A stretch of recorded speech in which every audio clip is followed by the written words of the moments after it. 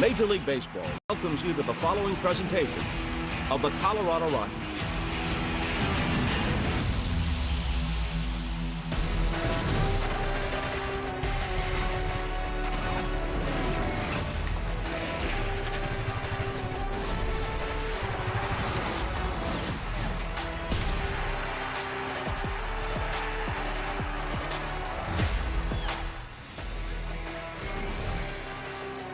Beautiful Friday night in lower downtown Denver. The second half of the Major League season begins tonight as the Rockies welcome in the Cincinnati Reds.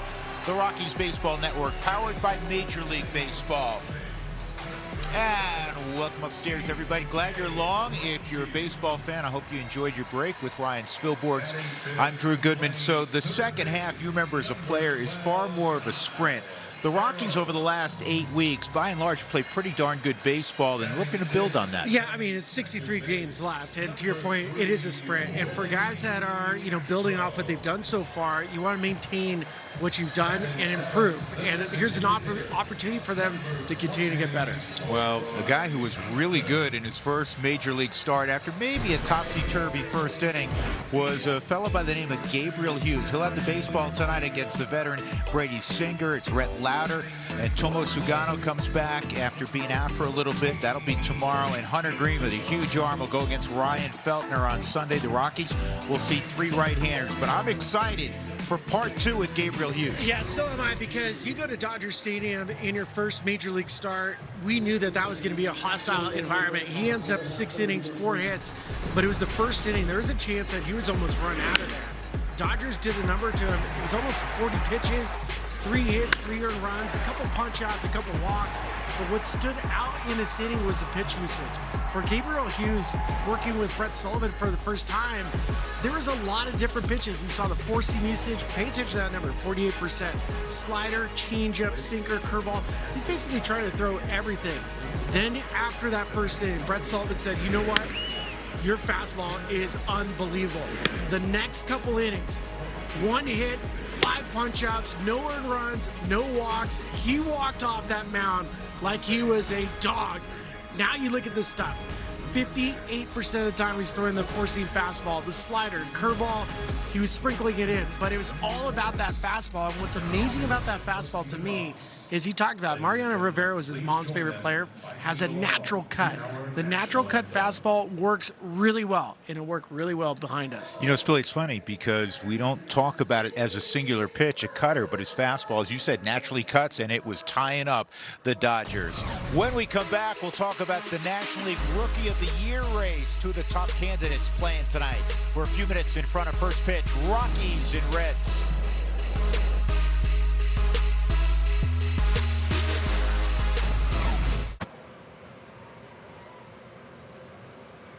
May. Colorado Rockies baseball is presented by UC Health, the official healthcare partner of the Colorado Rockies. By York Space Systems, Colorado-built satellites powering the economy, defending the nation, and connecting our world. And by AMCO, transmissions, brakes, maintenance, and more at your local AMCO. Transmissions and total car care. So the Rockies begin the second half welcoming in the Cincinnati Reds. TJ Rumfield had a sensational first half, as did the Cincinnati Reds Sal Stewart. In fact, Stewart was an all-star, just completed, of course, 48 hours or so ago in Philadelphia. For more on their stories, we check in with Corey Sullivan. Sully? Yeah, Drew, we have 2 of the favorites to win the National League Rookie of the Year in the first series out of the All-Star break. Ironically, the 2 of these guys have won the NL Rookie of the Month for the first 3 months of the young season. When you look at the rookie ranks for their numbers, Sal Stewart 4th in average. Why? Because TJ's first. Homers, TJ's 3rd in extra base hits as well, because Sal Stewart's in first. And then you get down to the OPS and you've got TJ Rumfield at first. But Sal Stewart, he burst onto the scene in the months of March and April, coming out with 9 homers, almost 1,000 OPS, 15 extra base hits to win the Rookie of the Month, as I mentioned, for the month of April, and also carried the Reds to one of the hottest starts in baseball. His RBI production was huge for the middle of that lineup. He kind of faded off a little bit in the month of May and June as well. TJ, he burst onto the scene in May. After hitting 263 in the month of April, he came out to a tune of a .310 batting average, almost 1,000 OPS. He's won Rookie of the Month in both both in May and in June, but he's gotten even better in July. He's managed to have an OPS up around 1,000 for the month of July, which brings us to our betting odds, which are brought to you by Bet365. For TJ Rumfield to get 2+ hits, it is a plus 190 on a $100 bet. I'd like to think that the kid's going to keep right on raking, Drew. And let's not forget, he also has the highest on-base percentage of any Rockies rookie going into the All-Star break. Yeah, pretty amazing stuff. 380 to be exact for his on-base percentage in the first half.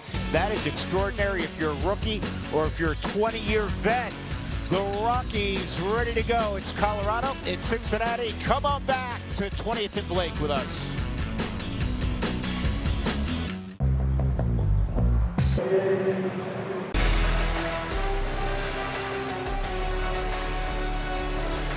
Rockies and Reds moments away, and let's check in downstairs with Sully. He's got a special guest. Mickey, what are you guys most proud of in the first half? I think just the significant growth from last year. Obviously not where we want to be fully, but we're in the right direction, and there's a lot of bright spots coming out of the offense. So, yeah. On that topic, what can fans look most forward to in the second half? Continuing to grow, continue to get better. The first half was what it was, but we're looking to put together even better baseball in the second half. Go get him, buddy. See you. All right, Sully, thanks very much. The Rockies in July, 6-6. A little bit of a tough road trip, but Spilly, you played that swing in California a number of times in your career. LA, San Francisco, LA. Tough to get wins there. Yeah, it swallows up any offensive opportunities that you have. Well, tonight it's going to be an offensive night at Coors Field because it is ideal for hitters. If you're a pitcher, Gabriel Hughes and Brady Singer, you have to stay in the strike zone and keep the ball down. Keep the ball down. This gentleman has one of the biggest strike zones in baseball in Ellie De La Cruz, and ready to go. Again, his second major league start. His first appearance was a 3-inning start that garnered a save, but Gabriel Hughes making his first start at Coors Field. The super bright former #1 pick out of Gonzaga in 2022, and the second half is officially underway. And first pitch line to right, and having to field it on a hop is Tyler Freeman, so it's a lead single for Ellie De La Cruz as we look at some of the numbers in the first two outings for Hughes. Well, I love that this is his second career start, so they got the first one out of the way. Now the second one should be a little bit easier for him, and the way that the schedule works out for Gabriel is he gets a start today, and then he'll have another one during this homestand, so you get two opportunities at Coors to just show off what your skill set is. Well, here's the guy that Sully was just talking about, Sal Stewart. Cincinnati boys will put pressure on you on the base paths, particularly with a guy like De La Cruz. He's got 14 bags. Sal Stewart, surprisingly, behind him has 11 bags. Yeah, this is a really nice player. I mean, his swing reminds me a little bit of Mike Sweeney. Good hitter with the Royals. No baseball there, and it's 0-2. He was tardy for the party right there. You know what stood out as you look at Tito Francona, who is #1 in active wins among all major league managers with 2,076. What jumped out at me in that Hughes outing in LA is he is not afraid. He is not intimidated.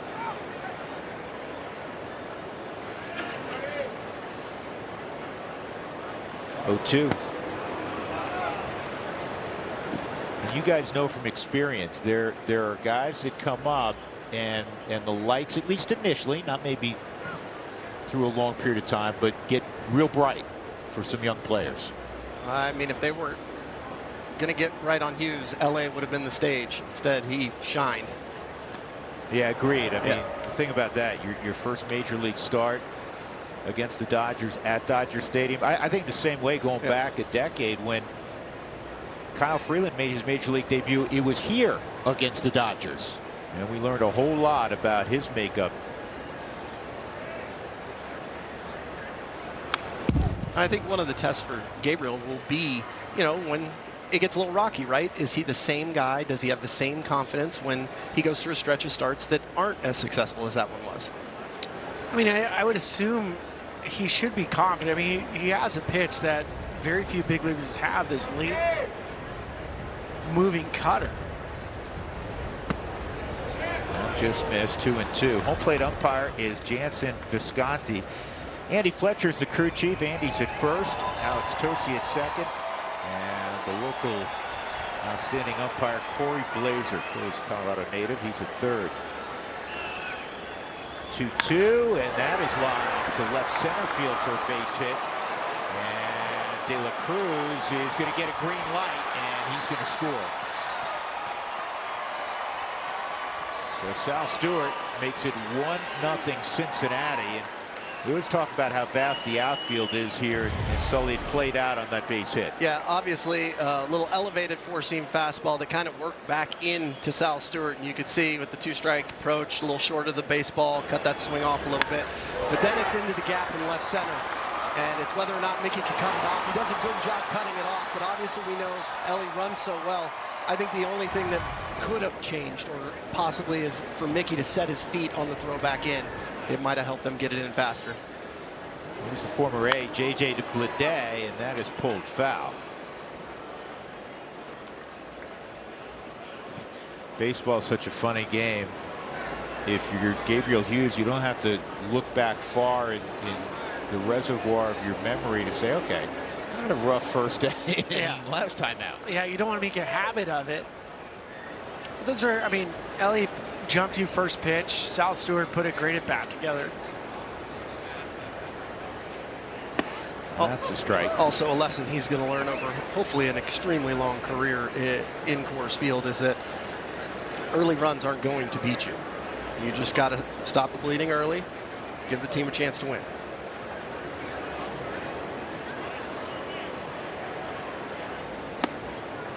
There's that cutter. He tried to, change up. He tried to get it on the back door, could not. 1-2.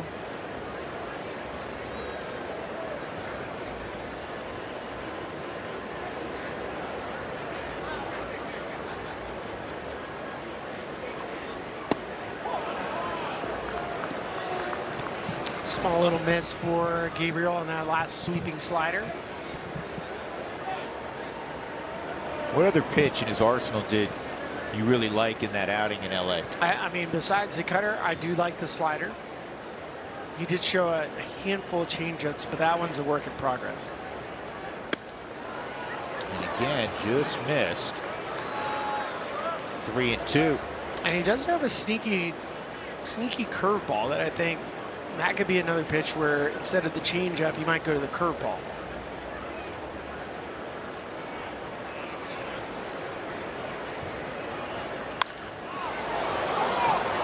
In the air to center field. Jake McCarthy is going to throw it toward third, but Stewart is going to be able to move up. So with one out and a run in, Stewart's now at third base. As we take a look at the Cincinnati Reds lineup, they've just been okay offensively, and really since a great start to the first 30 or so ball games, they've been one of the poorer offenses in baseball. Spencer Steers up there, the veteran. Suarez has come on. He's in round 2 of Cincinnati. Stevenson swung it well lately. TJ Friedel, Edwin Arroyo, and Brian Hayes. Infield comes in 1-0 Cincinnati.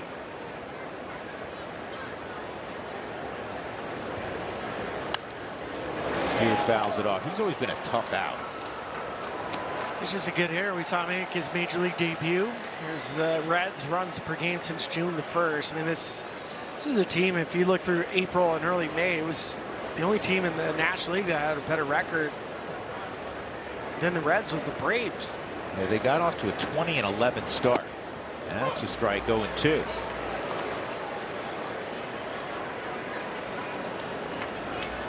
Part of their issue is they can't beat anybody in the Central.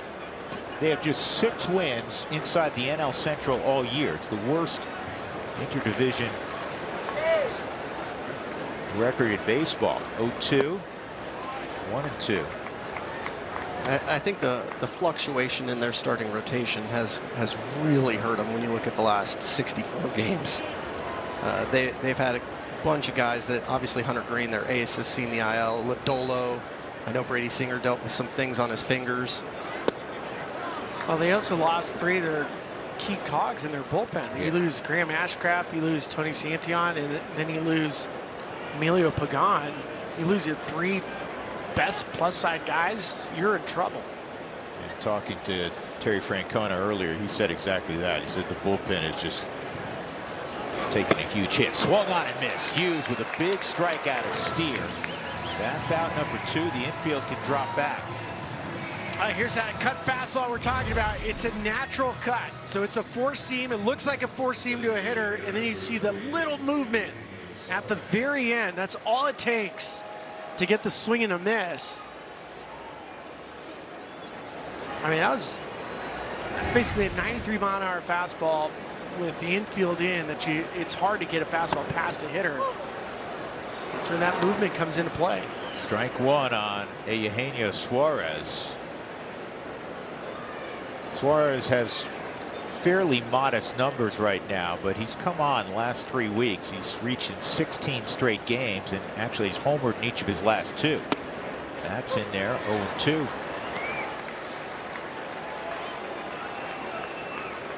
Seen the 3 straight 0-2 counts for Hughes.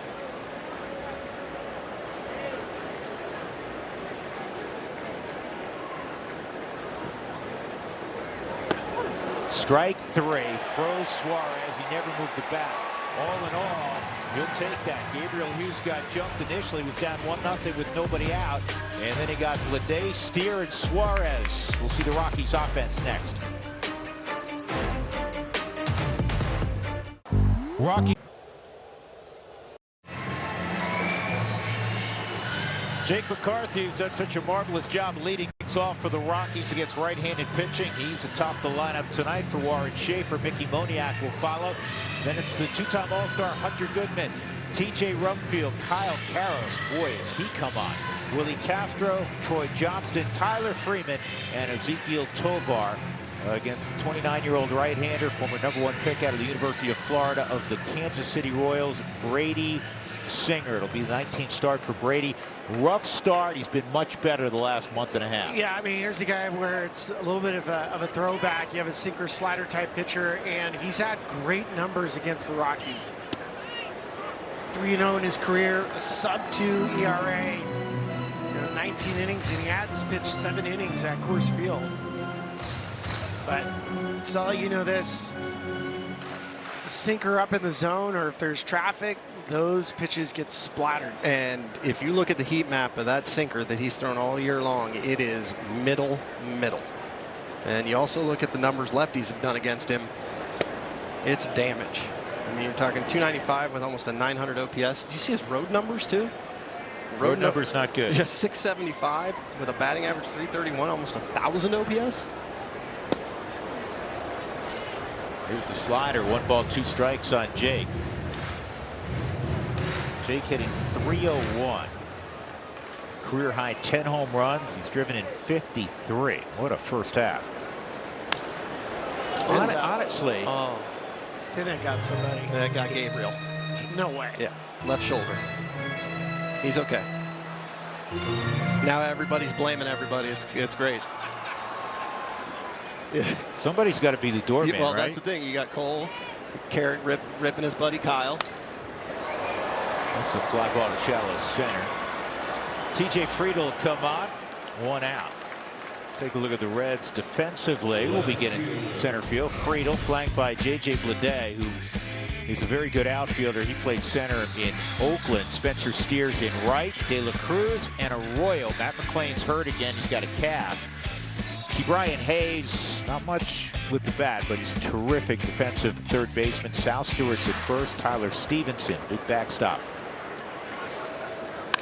Moniak puts it in play on 2 hops to Stewart, and they're 2 outs.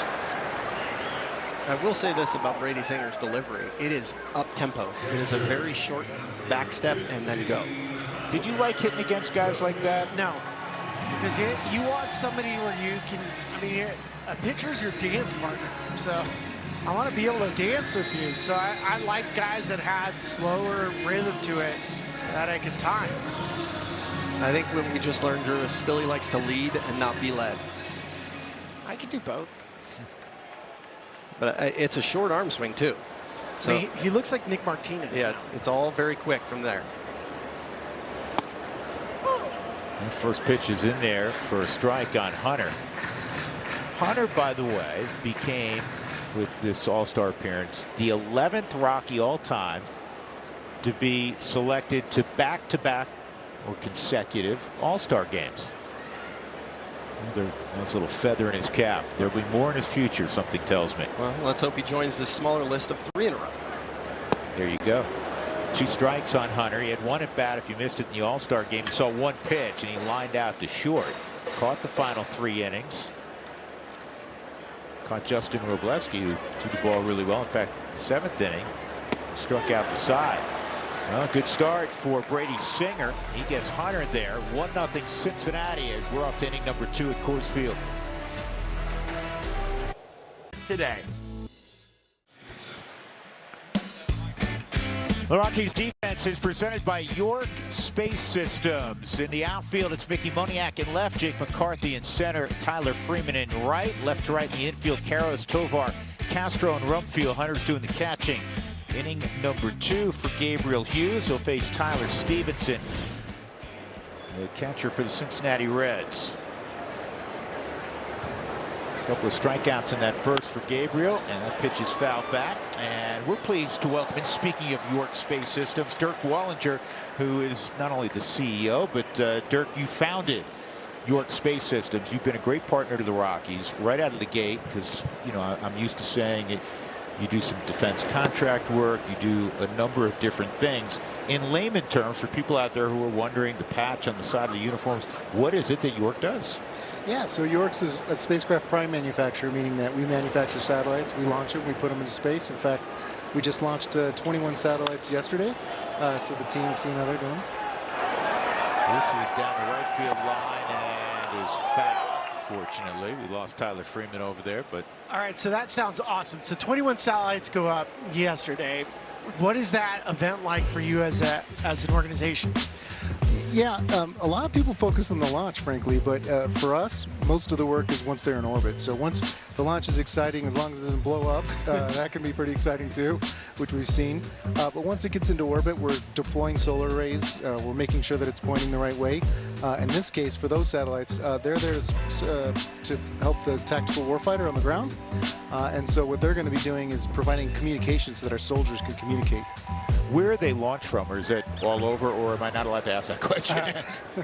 No, you can ask that question. Absolutely.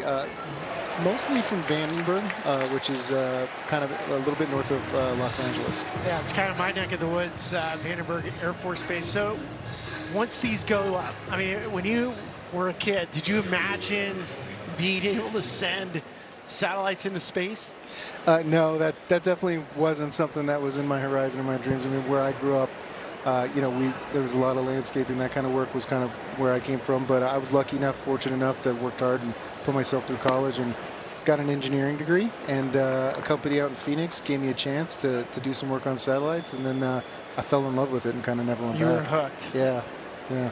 TJ Friedel is at the plate, 1 out, 3 straight strikeouts for Gabriel Hughes. Have you been pioneers in this industry from being first in a certain aspect? Well, we have. What's really changed in our industry? What's really changed in our industry is that it used to be billion-dollar satellites that were like the size of school buses, and we actually were one of the ones that really changed that, in the sense that we do smaller satellites, but then lots and lots of them. It's called proliferation.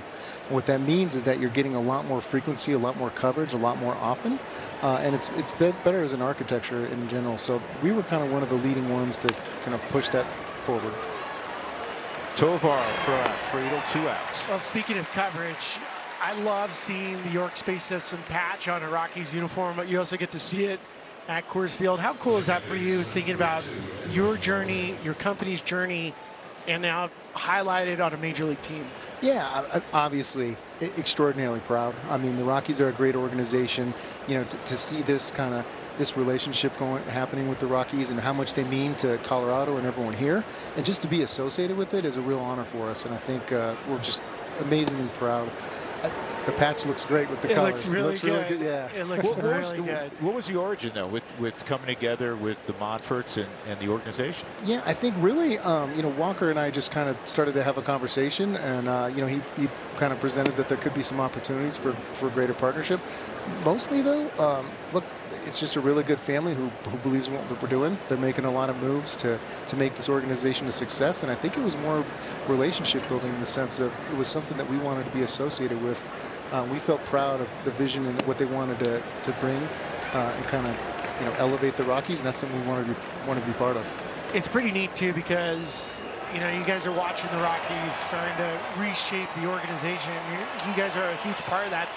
Are you now Rockies fans? Like, is the workforce watching Rockies games? Oh yeah, every Friday they're wearing the jerseys for sure, and obviously at my home it's on all the time now. So yeah, we're all converted. In fact, a lot of people from the company are here tonight as well. So Awesome. we all take a lot of pride in it. Dirk, I wish we had more time, but I'm glad we didn't because it meant it was a 1-2-3 inning on defense. Congrats on all your success. Thank you. Thank you for having me. York Space Systems, they're terrific. Now, less stress, more go. Bottom of the second, Rockies down 1-0. TJ Rumfield will lead things off, and that pitch sprayed inside, ball one. It's almost time for the Rockies to put some balls into orbit now, right? That's fascinating what York Space Systems is doing. I'm one strike. amazed at the discipline you had, Drew. And you didn't ask if they could just send Spilly to space. Well, had there been a little more traffic that inning, Yeah. it was down the road. 1 ball, 2 strikes. I think Spilly would volunteer. Yeah, I'd go Project Hail Mary. You'd go no return? I go no return if it meant saving everybody. All right.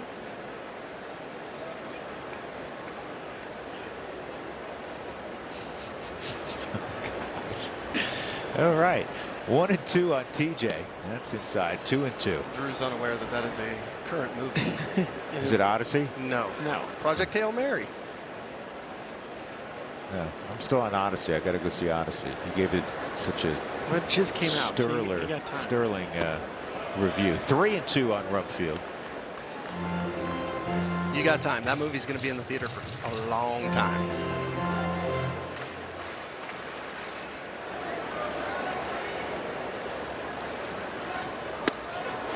And that's rare. He has not been striking out much, really all year, but especially in July. So Rumfield goes down. Singer has a couple of punch outs, and Kyle Caro's coming up. Well, Drew, you mentioned the movie, so let's get you the 4 keys to the game.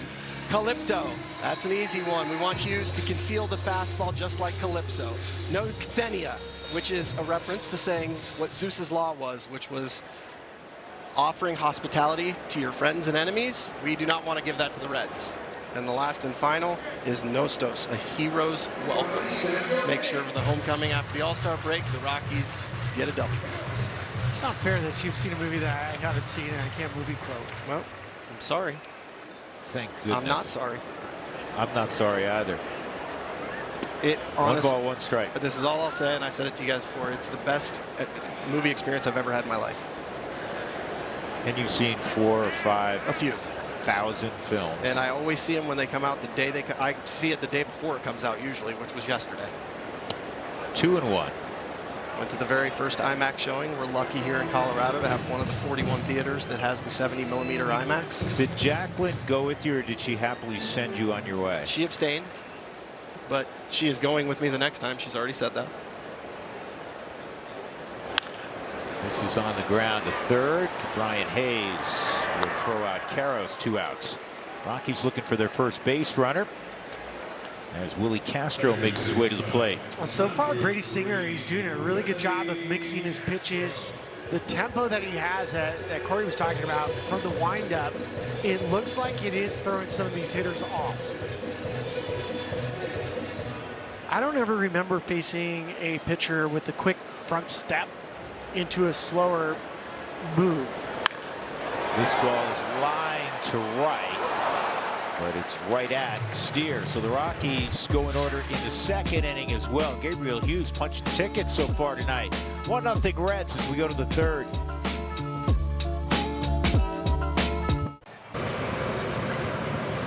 More go.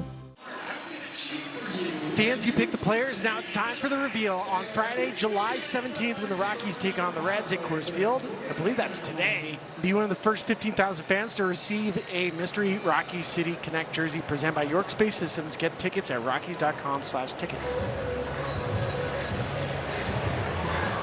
Brian Hayes will lead things off for Cincinnati. It's 9-1-2 in the top of the third for the Reds, or the Red Legs. Doug Marino, who's with us almost every night, unless widespread panic is playing. Doug, you know this is one of the oldest teams in baseball. This gets him so excited. He's got like 4,000 notes for us. I want him to tell me the name of the stadium again where they could ride their horse carriages in and park them in the stadium. I remember that one. Riverfront. No. 0-1 on Hayes. Well, so far, Gabriel Hughes is 8 out of 9 first pitch strikes. It goes under the category of this kid's not afraid, and he's going to pound the zone. 1-1. It's in the air toward the line. Freeman bounces off the wall and makes the catch. I swear, Tyler Freeman is like a bumper car.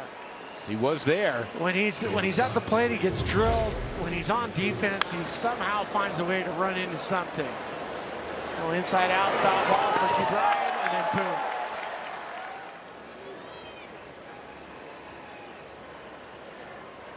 You know what he is? He's a crash test dummy. He's a crash test dummy. Number one, he's as good a guy as you'll ever meet. Here's Ellie De La Cruz. He had a line single to right his first time up. But he's a baseball player. And when you say that to somebody, you know that's like one of the best tributes you can give to a player. It's a great compliment. Yep. Here's the 1-0 on De La Cruz. Ellie De La Cruz, he missed a significant portion of the season. And this is the equivalent of losing, if you're the Yankees losing Aaron Judge, or the Royals losing Bobby Witt Jr. I mean, he is such a force at the plate, but then the biggest aspect where he impacts the game is his defense. He has turned into a very good defender at short. You don't even need a third baseman. I mean, he takes 2 strides, he's at the line, 2 more strides the other way, he's at the second base bag. Feels that way, doesn't it? 2-2. And there's very few players in the league right now, Sully, where you look around, if you lose Aaron Judge, you lose Bobby Witt, you lose Ellie De La Cruz, you're not the same team. No, and I think that probably had a direct impact on those last 64 games where they've struggled. 2-2 from Hughes, and this is on the ground to second. Willie's got it. 2 outs. You know what I would account it to, both you guys would get this, is think of a LeBron James, a Michael Jordan, a coach. You always have to account for him when he's on the field, right? Or on the court. Yeah. It's the same kind of concept. With the World Cup going on, it's a messy, right? The thing is you and I probably agree on this. I don't think you're a good baseball team if you lose one player and you're not the same team. No, completely agree. That you should be much more balanced. But some guys, I believe the term has been used for aircraft carrier. There just are some of those. On the inside corner, a strike. Well, remember, rough first inning in LA for Gabriel, and then he retired 15 in a row. He gave up a hit to De La Cruz, a double to Stewart. It was 1-0 Cincinnati out of the gate. And since that time, he's retired 8 in a row. And he has struck out half of those guys. Okay.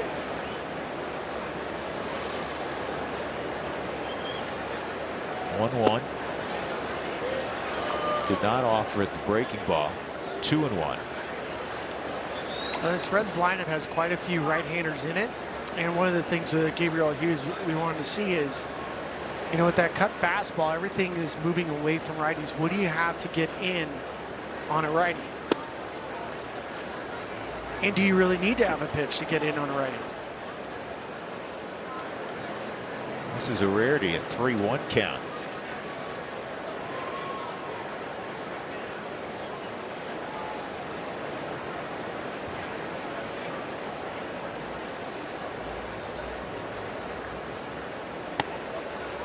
And a walk to Stewart with 2 outs. And they'll bring up Leday.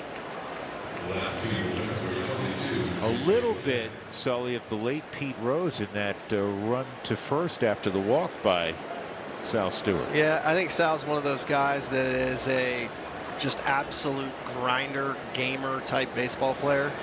We've only seen him for a handful of games, but we've seen some of the highlights. He's hard-nosed. Well, part of the running to first is because of Tito Francona. Earlier in the year, there was a couple moments where Sal did not run hard to first, and Tito says that cannot happen. You will not play. Good for him, and good for the young man for embracing that and saying you only got to tell me once. 2-0 on Bleday. Fly ball to center field for JJ his first time. So there's the two of the top National League Rookie of the Year candidates. Weatherholt with St. Louis certainly in that conversation. That's a base hit to right, and Stewart is going to head towards third. The long throw is going to get it. What a throw by Freeman.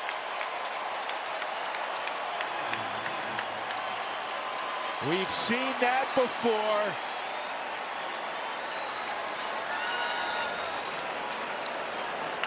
Don't be fooled by his size. He's got a cannon. This is insane. That was big time.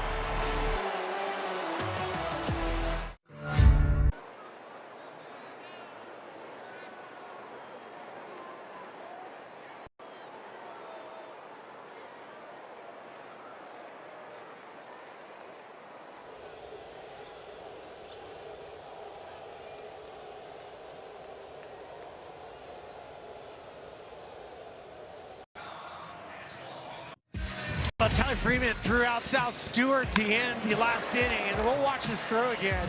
It's the Xfinity defensive play of the game for Sal Stewart. Very wide turn as he rounded second, which allowed that play to happen. We also don't have the arm strength of Tyler Freeman's toss, so we'll just call it 1,000,000 miles an hour. That is for Tyler his 7th assist, which is 3rd in the National League. So he gets behind the baseball. He sees the runner. Now, the height of the throw, not great because you can get it up 90 feet, but because it was 2 outs and the throw was right on the money, great tag from Kyle Karros. It works out perfect. The transfer was extremely efficient. He did not hold on to that baseball long either. Troy Johnston fouls it off. Rockies looking for their first base runner. They went in order in the first and second. Johnston, Freeman, and Ezekiel Tovar. What was the distance on that throw again? 1,000,000 feet. 2,000,000 miles an hour and 1,000,000 feet. Light speed. And that's going to earn our first ABS challenge. ABS powered by T-Mobile. Stevenson thought it was a strike. I think so did Troy. I think Troy was surprised looking at his reaction initially that it wasn't called by home plate umpire Jansen Visconti, and there it is officially. Overturned. Cincinnati has 2 Third challenges remaining. strikeout for Brady Singer. He's kind of picking up where he left off in his last outing before the break. He went 7 1/3 1-run baseball against Philadelphia. Unfortunately, they didn't score, so he lost that game 1-0. But he's been on point so far as Tyler Freeman gets his first look at him. Well, he struck out in 22 innings against the Rockies. 26 hitters.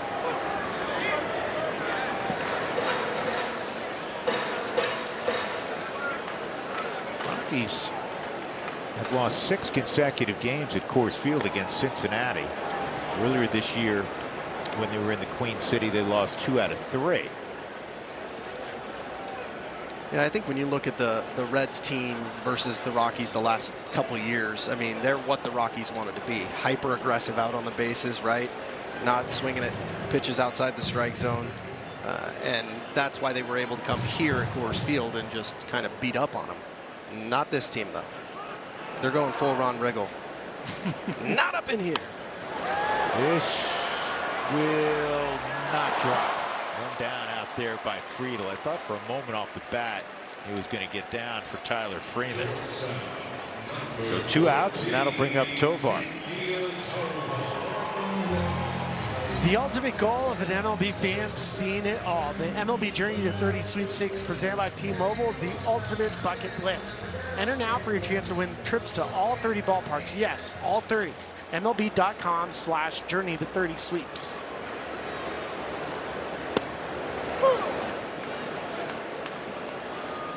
Singer's just been painting as well. I mean, he is pounding the strike zone, first pitch strikes. And has a low arm slot. I'm sure that helps with his sinker movement. Yeah, he's actually lowered that arm slot over the years. He started at 36 degrees, if I remember. He's down to 23.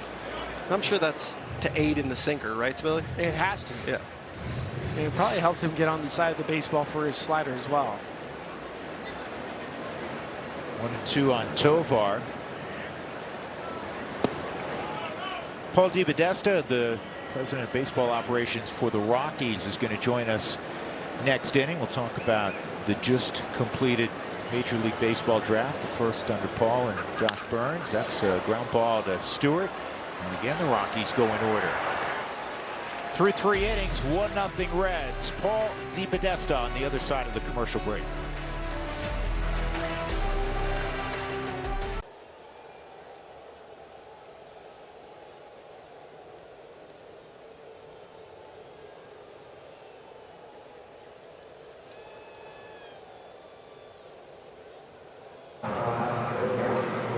Today.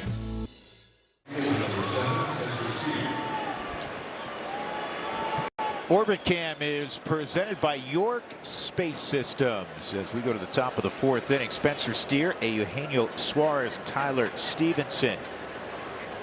The run came early for Cincinnati.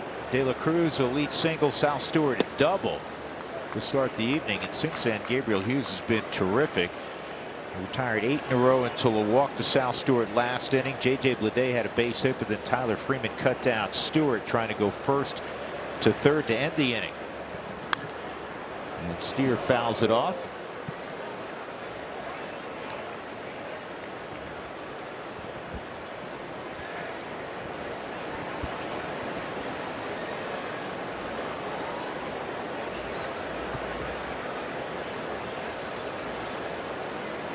Here's Gabriel's 1-1.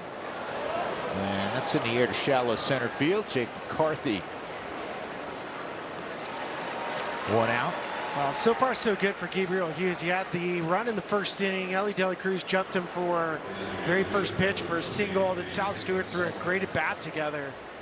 The numbers sticking out, first pitch strikes, and he's been really tough on righties all season long.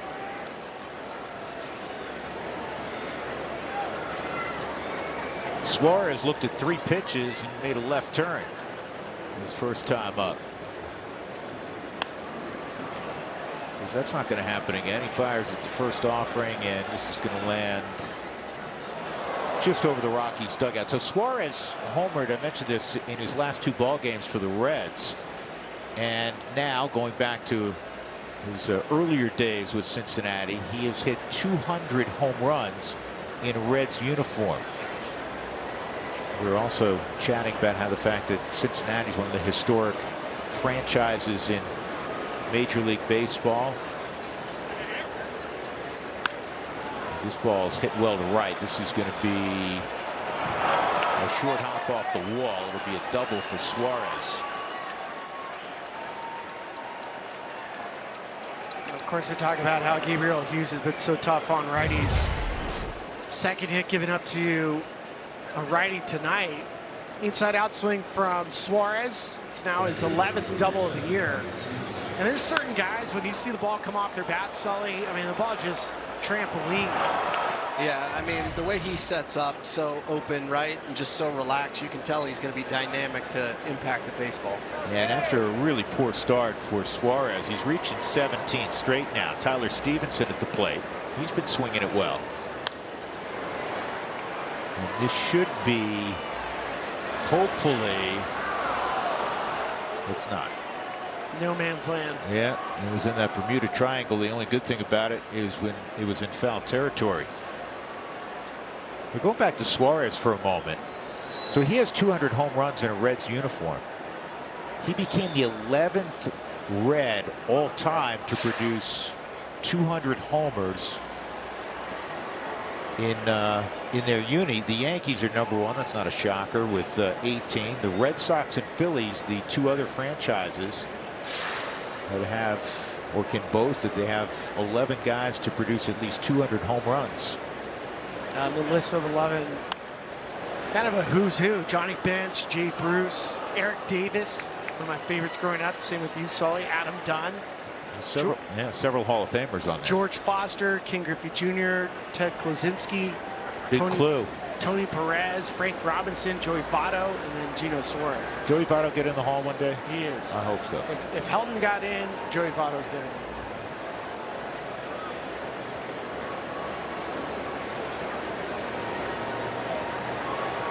Oh, 2. Guys, I'm not looking at the monitor much because where I am. Is the shape of the four-seamer similar to what it was in LA? Is he getting about the same amount of horizontal movement? Or is it a little less?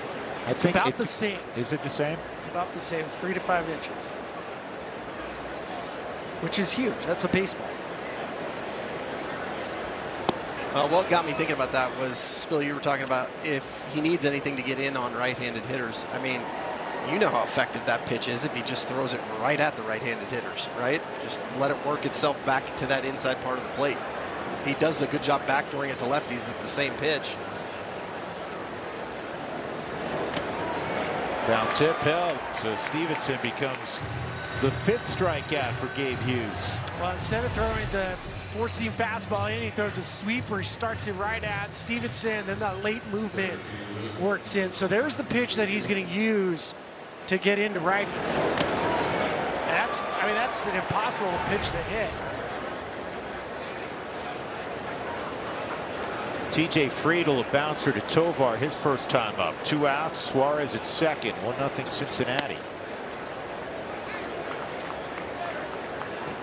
The Rockies closed that first half with that series, a 4-game set in San Francisco. The Giants ended up taking 3 out of 4 low-scoring affairs. Pretty typical of San Francisco, especially in the summer. But it concluded a 17-game run for the Rockies without a day off. So the All-Star break is always welcome, but especially so when you don't have a break for the better part of 3 weeks.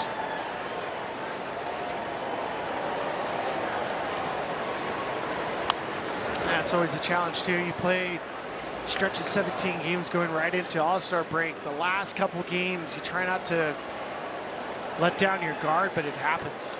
We call it a trap. Final series before All-Star break is a trap. It's interesting too with the schedule because they do have 3 off days coming up in a 10-day stretch. Peculiarities of the Major League schedule at times, right? Yep. Here's the 1-2. 2-2. Yeah, I mean, they're going to play 5 games over an 8-day period, right? Yeah, that's weird. Yeah.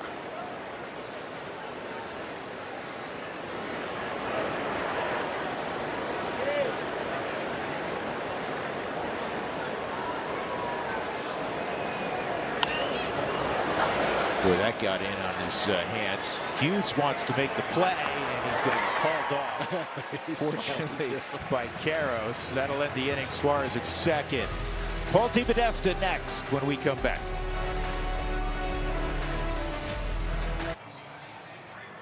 Find an agent at amfam.com.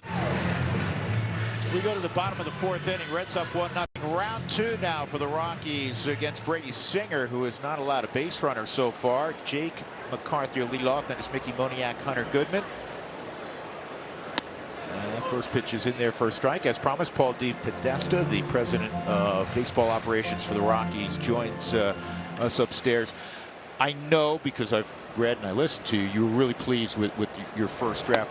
What goes into affirming that, hey, we feel like we had a good showing?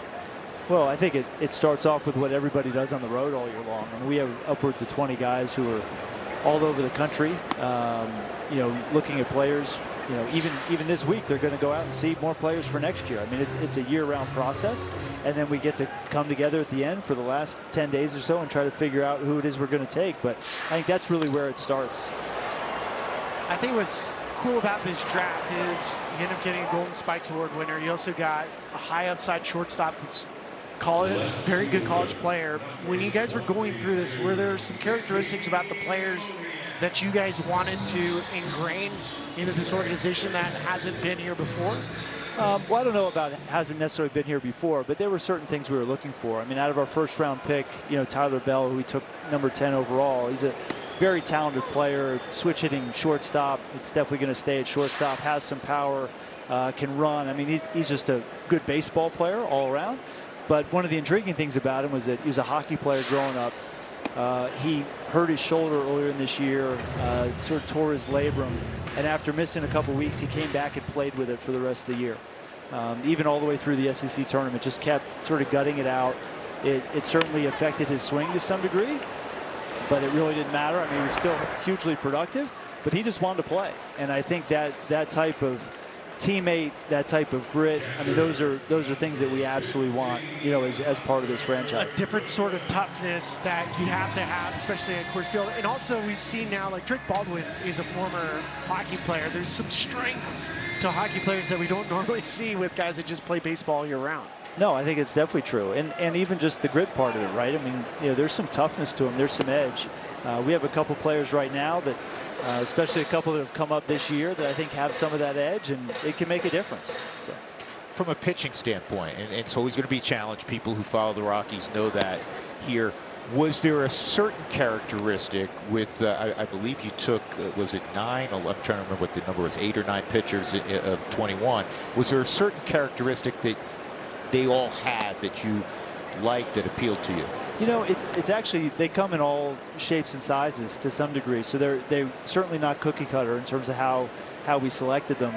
I think, you know, we're always trying to weigh, you know, how good of a strike thrower are they and how hard are they to hit. Now, ideally, they're very good strike throwers and hard to hit. Those guys are hard to find. We think we hopefully got a couple of them, certainly up top.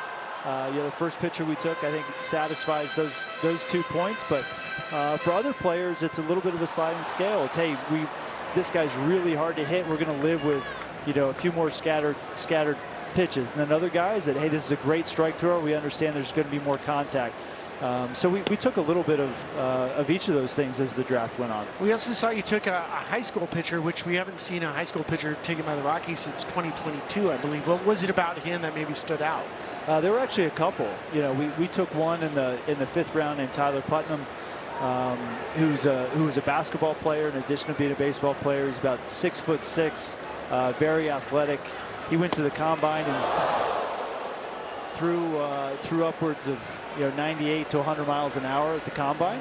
But again, very athletic and fills up the zone. So we think he's going to be really good for us for a long time. Paul, you get to stick around for another half inning? Sure. Appreciate it. Paul DePodesta, when we come back, still 1-0 Cincinnati. Less stress, more go. Reds leading 1-0, top of the 5th inning. The Reds will have 8-9-1. Edwin Arroyo playing second base in the absence of Matt McLean. We continue on with Paul DePodesta. We're talking the draft, which just was completed several days ago. The Rockies took 21 players.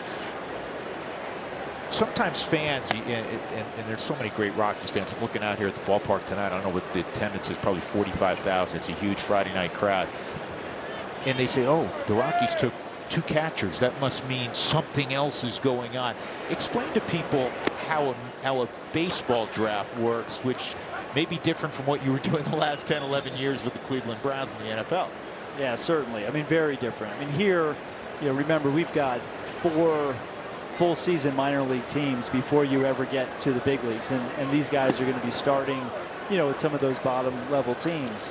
And we even have teams beyond those 4, right? But given the fact that these were college players and accomplished, they're going to probably come in there somewhere around A-ball. And they're likely at least a few years away. I mean, if things go great, they could be 2 or 3 years away from making an impact on this team. Whereas in the NFL, we drafted a player in April. We expected him to be on our roster in September, right? There was no minor leagues. They're coming right away, and they are filling a role. Here, they're not filling a role right away. We're here to, take the best or the most talented players we can and develop them as best we can. Well, Paul, it's Sully down here by the dugout. I wanted to ask you, going into the draft, if there was a strategy or an ethos when you had picks 37 and 38. It's not very often you have picks back to back, and I just wanted to know if you targeted certain things in those two spots because you can with 2 back-to-back picks. It was interesting this year. What we were really trying to do was figure out the different pockets of players where we had picks. So 37, 38 was a big one. 76 was another, 104 was another, and we're doing our best to try to figure out who might be there or what types of players will be there in those spots. As it turned out this year, we thought at 37 and 38 that we would have a nice group of college pitchers that would be available to us, in addition to a few other players. I think we were very pleasantly surprised that Daniel Jackson was there, the Golden Spikes winner from Georgia, who we ended up taking. But so there wasn't, when we went into it, to answer your question, it wasn't a specific target like, oh, we want to go get this type of player. Right. But we did think the draft was going to offer us some very attractive college players in that area.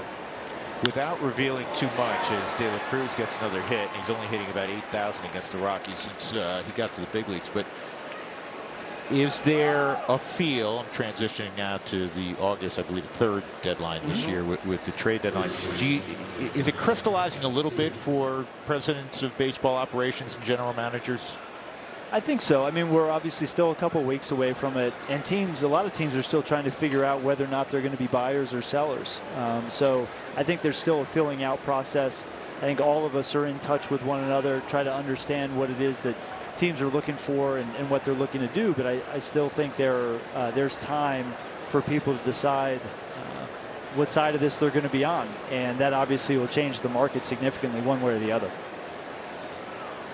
Sal Stewart at the plate with De La Cruz, certainly a threat to run at first base. Give me a feel for what you've seen so far from Gabriel Hughes. I think he's a little bit unique in that he features a cut fastball, natural cutting fastball, which we don't see a lot of those guys. No, I think it's been very impressive, especially mixed with this slider too that he throws at high velocity. But I really think the most important thing is he's been so aggressive at times in the zone. That's a great feat. Gabriel Hughes, big, strong, athletic, right-hander, 6'4", 240. And no challenge, I believe. No challenge from Cincinnati, so the Rockies get off the field. Paul, we'll let you go. We appreciate continued success. Thanks so much. You betcha. All right. Paul DePodesta, President of Baseball Operations. 1-0, Rockies trailing when they come to bat. Gonna name the baby.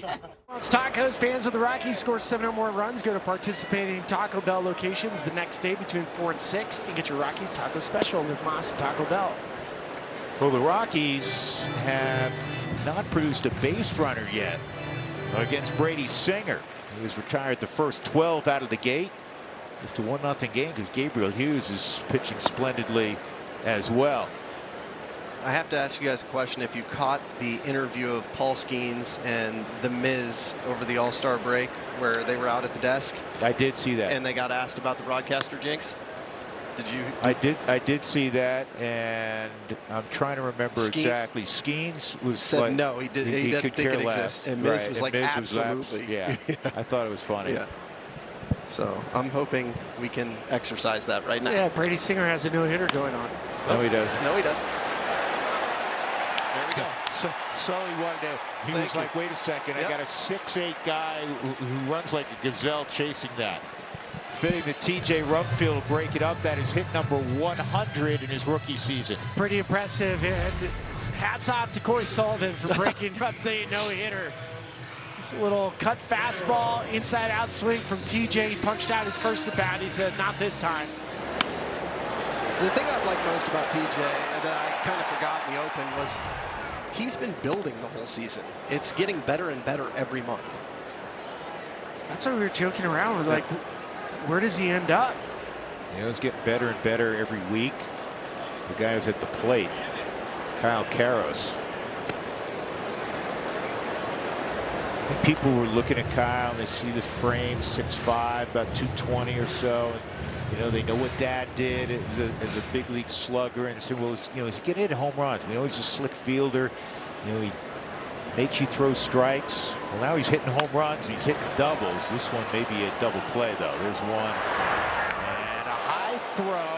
Safe at first. I think Elly De La Cruz was a little bit too casual. He scared you know what out of me. Yeah, because that his ball's ball's right at me. His ball's coming right at you. So we'll take a look. I couldn't tell if Elly just didn't have a firm grip on the baseball. No, he just gets underneath it. You can see me. Yeah, you're ducking. Yeah. I also don't think Elly realizes how fast Kyle Karros is when he gets moving. Willie Castro hit one of the harder balls so far in the game for the Rockies. A line drive to right.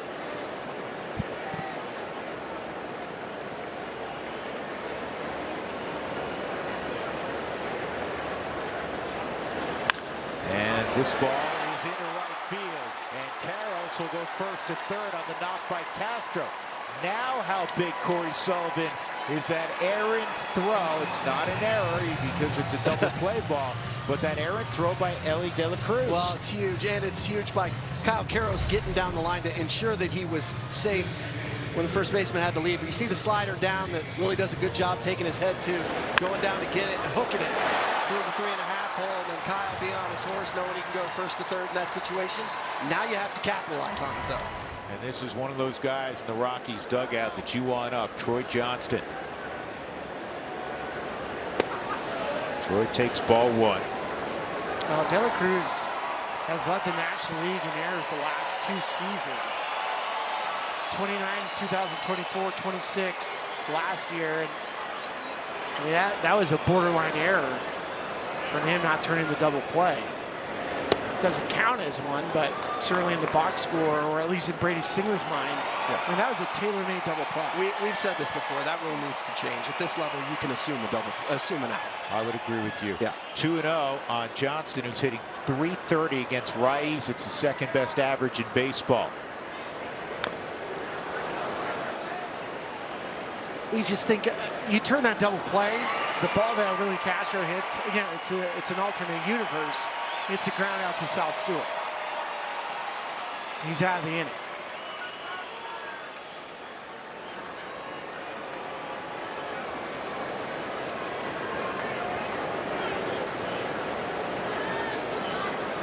Two and one on Troy.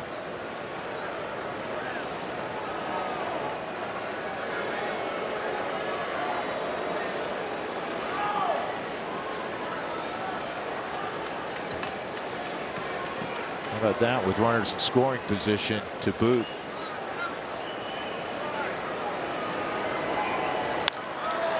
This should get the game tied. Friedel in center field, and Karros a long stride at home, and it is 1-1 as Troy Johnston comes through his 40th RBI. The Rockies broke up the no-hitter, and then they took advantage of a miscue for the Reds. That's what good teams do. Those extra outs, I mean, they really start to count up. And now I wouldn't be shocked to see Willie Castro perhaps try to swipe a bag. It's in there for a strike on Tyler Freeman. Willie's got a half a dozen bags. Rockies as a team, 67 stolen bases, 14th in Major League Baseball. This is going to be grabbed by De La Cruz, and that is a big league error. So Elly De La Cruz having a rough inning defensively, and that'll bring up Tovar. That's now his 7th error of the year, and for Elly De La Cruz, he's cleaned up his defense a lot. This is a play we've seen him make. He's turned the routine. Yeah, that, I mean, You guys played it a long time at this level. That is a relatively routine play for a big league shortstop. Yeah, and it's been a routine play for him. This has been a rough inning for him. But again, as we were just discussing, take advantage. Tovar bounced to first in his initial encounter with Brady Singer.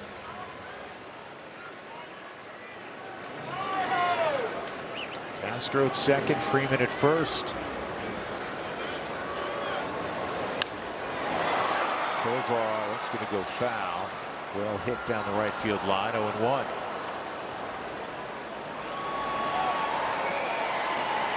Also, Singer's a different pitcher now out of the stretch versus the windup.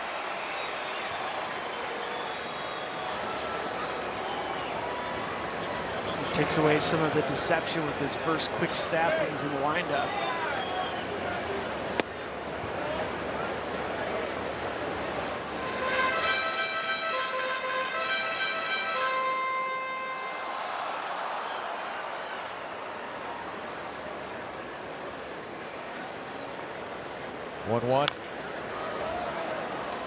The other thing it does, I mean, Singer is so efficient. You couldn't be more efficient through the first 4 innings. 12 up, 12 set down, but you're forcing him to throw, minimum of 8, 10 more pitches this inning. We talked about the fact their bullpen has been not great. Add in the fact that it's hot out and it's altitude. Sure, laboring out there for Brady is making it that much more difficult. 1-2 on Tovar, who going to have a bounce back second half offensively. Brian Hayes cut that off to get the final out of the inning, but the Rockies tie it up on the sac fly by Troy Johnston. Rough inning for Ellie De La Cruz. 1-1 heading to the 6th.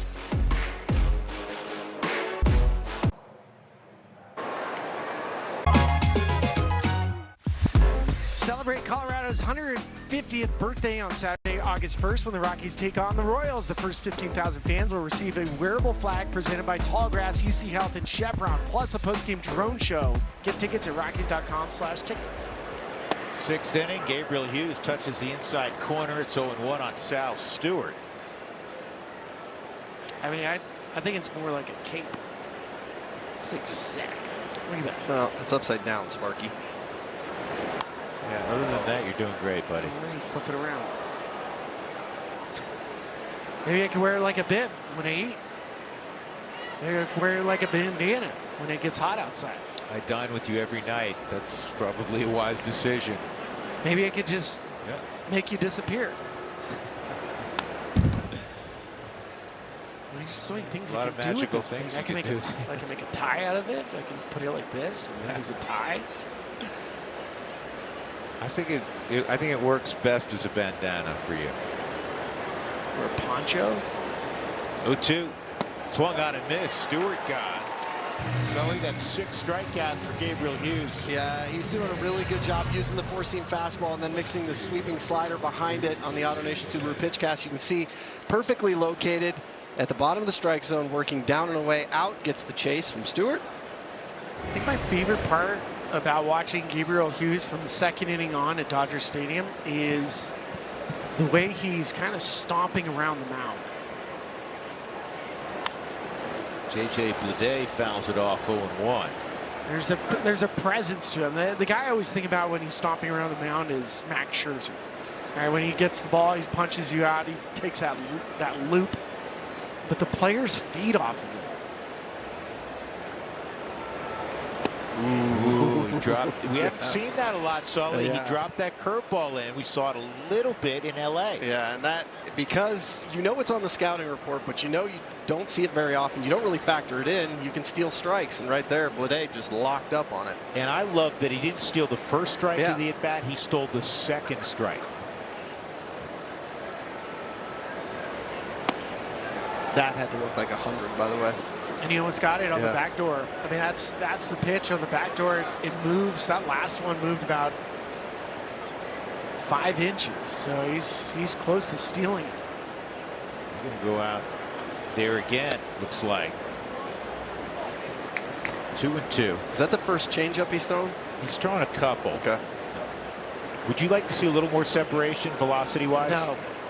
You like that it's in the mid-80s? I personally don't. I don't care because the cut fastball and the sweeping slider are perfect. He's got the curveball for the separation. I just think he doesn't finish the changeup. He gets underneath and pushes it a little bit. That's why it's up. If he can really, the reason his cutter is so effective is that middle finger stays on that ball on top of it so long. I'd like to see that with the changeup, and he can throw a cutting changeup. That's okay. That's what De La used to do, and Francis.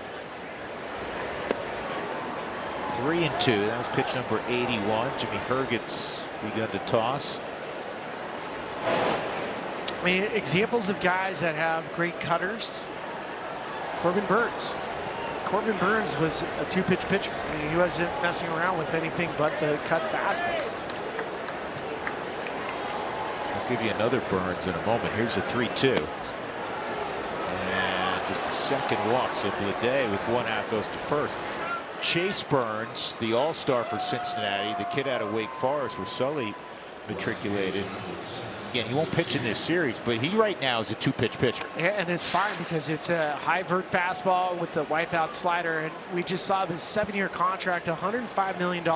He's the youngest pitcher that we've seen in a long time. He's 23 to get this type of deal. So Warren Schaefer is going to make a pitching change. And again, a very fine performance in start number 2 of Gabriel Hughes' career. He goes 5 1/3. He's allowed just one run. Back in a moment. McDonald's.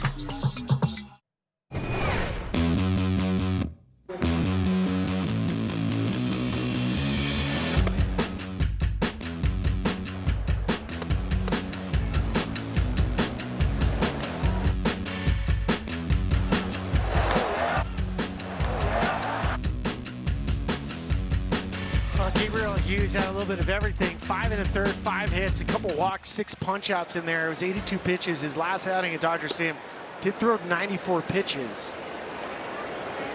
I also think part of the calculus here with Jimmy Herget is, you know, Gabriel Hughes is going to throw twice in a homestand. That takes more out of you. Oh boy, this is going to get on out to left field, and a 2-spot put up as Spencer Steer hits his 15th of the year. A 2-run shot to make it 3-1.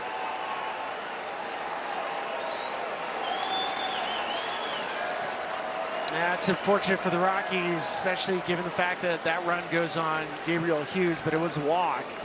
And for Spencer Steer, you know, he spent this entire All-Star break here in Colorado. His wife is from Colorado, so he loves it, loves playing here. Made his debut against the Rockies in Cincinnati.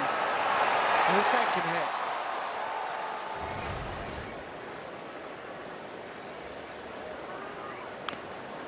Suarez at the plate. He had a double to right field. So Gabriel Hughes goes 5 1/3, couple runs, 5 hits, 2 walks, 6 strikeouts.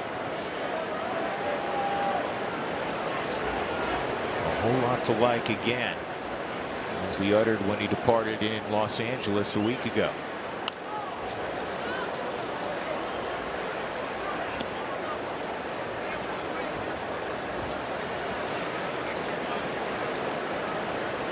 Suarez has always been a popular teammate wherever he has played. And he's been, Sully, as you know, one of the better power hitters in the game, you know, over the last decade. What just happened right here? They're coming to check him.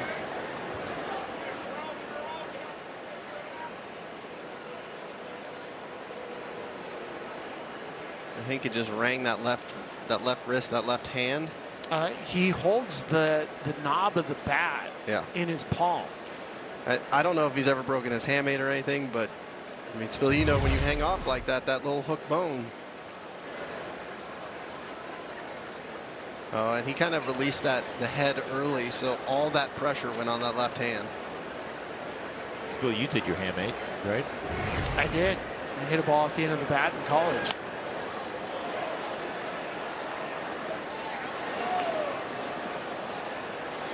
336 career home runs for Suarez, 200 on the dot, as we were discussing earlier, in a Reds uniform.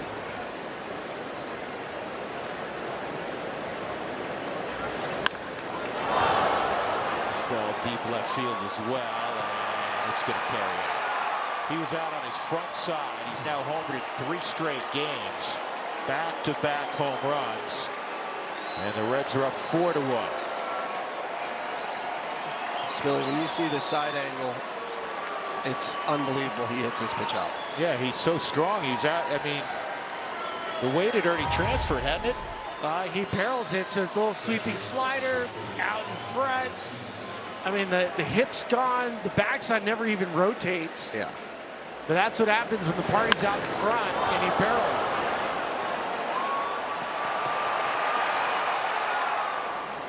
Hey, Jimmy, based on that swing, he's like, what in the world was that? Tyler Stevenson takes a strike. So with 1 out, Hughes walked Blade on a 3-2 pitch. He was replaced by Jimmy Herget, back-to-back home runs, Steer and Suarez.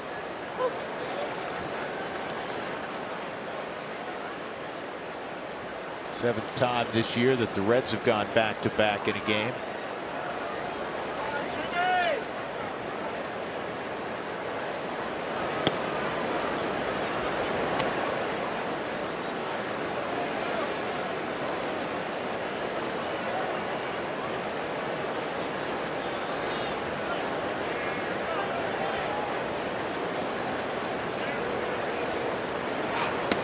Two and two on Stevenson. Stevenson hitting .338 his last 24 games.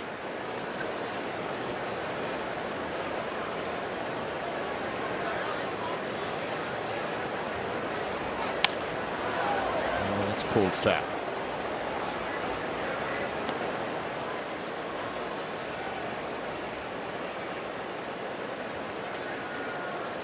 Of those 7 times that the Reds have gone back-to-back this year, Suarez has been involved 4 times.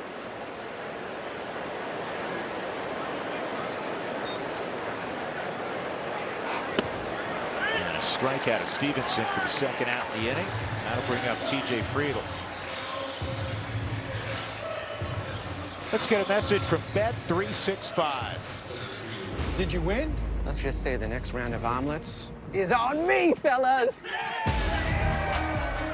Bet $10, get $200 in bonus bets.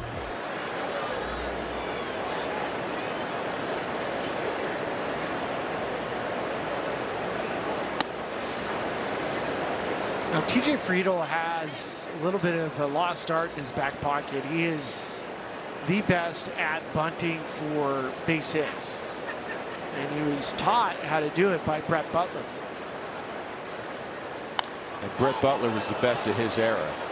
Foul ground. Caros is going to have a play. That'll end the inning. Damage done, though. 3 runs for the Reds. So they have a 4-1 lead. They had a couple of big flies.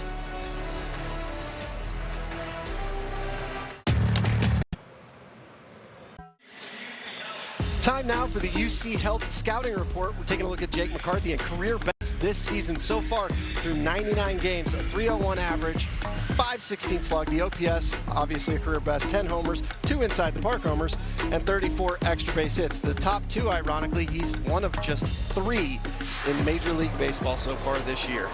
I love that. Yeah. 300, 500 club 3. And the other 2, Otto Lopez, as this is fouled off. And Jordan.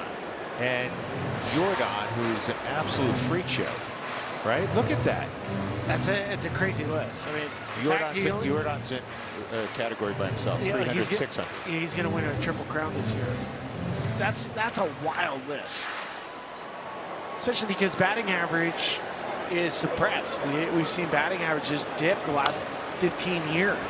Yeah, I said this before the break. I think it may have been to you, Sully. I don't remember if you were there. Or we're interchangeable. Pretty much. That in a sneaky way, Jake McCarthy had all-star numbers in the first half. Yeah. And I'm not saying he was slighted. No. I mean, there's a lot of good players out there. But when you look at the totality, 863 OPS, the stolen bases, 15. And that is going to eat up the second baseman, Arroyo. So a good start to the 6th inning. As Jake reaches in front of Moniak, it will be a hit. A curveball, backdoor, but Jake gets some of the barrel to it, not all of it, because it's a little bit off the end of the bat. But that in between off just ate up Arroyo.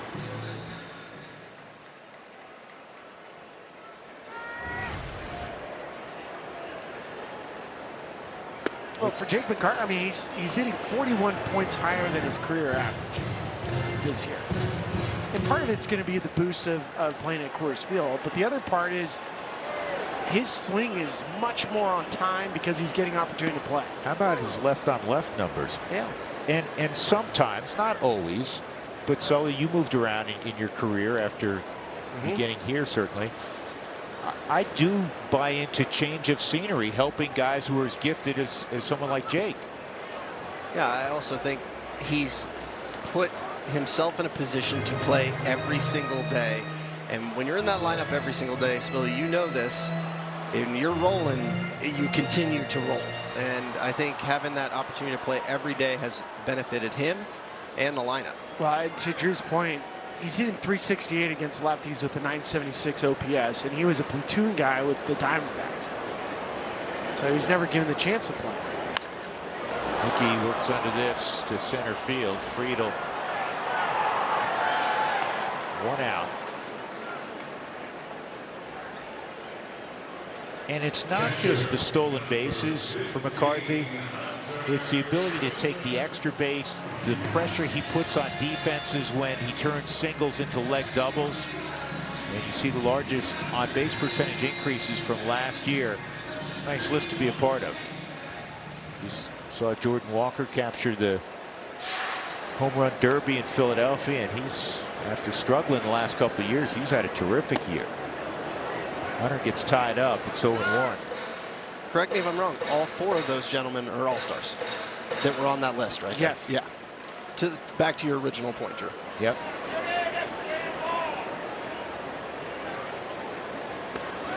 A delayed steal and safe at second. He's got a lot of tricks in that bag. I don't know if we've seen Jake pull off the delayed steal yet. Well, and what's great about this is not only do you catch Tyler Stevenson off guard, watch his reaction. He's like, uh-oh. Second baseman Arroyo was late to get in the bat. Little running lead, 16th stolen base for Jake McCarthy. Yeah, that's not a trick that you're used to seeing top high-end speed guys doing. 2 strikes on Hunter. Well, as you guys know, there's a rhythm to everything. Spilly, you were talking about that earlier. You know, when the pitcher goes back, you go back. Your dance partner, I thought you were eloquent in how you described that. Well, for a catcher, there's a rhythm when a guy's going. Runner goes down for the 3rd time in the game, so there's 2 outs. And your rhythm is thrown off when the pitches come to the plate and you're going, well, he's not going. Right, and then all of a sudden he is. When he's a traditional straight base stealer, right? So you kind of close your mind off to it when you don't see him break immediately, and then it causes mass panic. 5th strikeout for Singer. 3 of them have been Hunter. Here's TJ. So here's a delayed steal, kind of a half step, get some momentum and take off. And again, you saw 2 players caught off guard.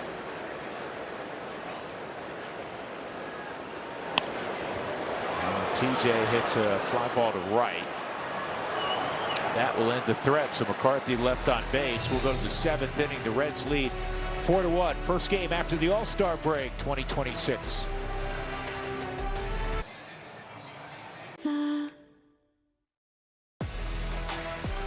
Colorado Rockies baseball is presented by UC Health, the official healthcare partner of the Colorado Rockies. And by Auto Nation Subaru Arapahoe. Drive the new 2026 Crosstrek at Auto Nation Subaru Arapahoe in Centennial. Another gorgeous sun site in the beautiful Centennial State. Don't like the scoreboard right now. Top of the 7th, the Reds ahead of the Rockies 4-1. Drew Goodman, Ryan Spilborgs, Corey Sullivan, and our entire crew. Hope everybody had a good all-star break. Spilly, good break. Great break. Went to Seattle. Perfect weather. Kira played well, I'm sure. Yeah, she played very good. Their team lost in the semifinal game. This is line to center field. McCarthy coming on. He grabs it, and Arroyo on one pitch is retired. And the new pitcher for the Rockies is Victor Vodnik. Well, for Victor, it's all about just throwing strikes. Getting a first pitch strike, you'll take a first pitch out.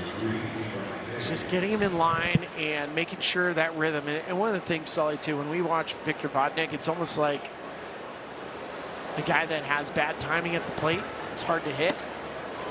Yeah, I mean, he's so quick out of that delivery that it's tough for that arm to catch up. Any little, rhythm change is going to get it out of sync. Brian Hayes, the former Gold Glover with Pittsburgh, he's always had marvelous defensive credentials. He just has struggled to be consistent with the bat. Well, I know his dad's in attendance tonight. An original Rocky. An original no G. Charlie Hayes. I'll say this about Brian. Obviously, he's got incredible handwork, footwork, but watch how much his head moves north-south when he takes this stride. Ground ball to short. Tovar low throw, and that's going to be a two-base error on Tovar, and it all happened because he didn't go get the first hop, Spilly. He retreated defensively. Yeah, it's that in-between hop when you don't have a ball hit really hard. So Tovar is sitting back, which is fine, especially given his arm strength. So he waits for it, doesn't quite set his feet, and doesn't finish the throw.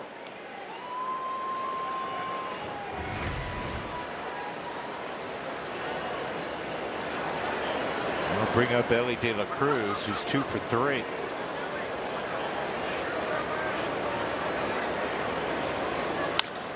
And that goes off of Vodnik, and no play. 3 hits now for De La Cruz. First and third for Sal Stewart. I'm not sure where this caught Vodnik, so Ellie hits it right back up the middle. I mean, Vodnik's not acting like it bothered him at all. Did he get the glove? Can't tell. On the backswing there? Nope. Caught his backside.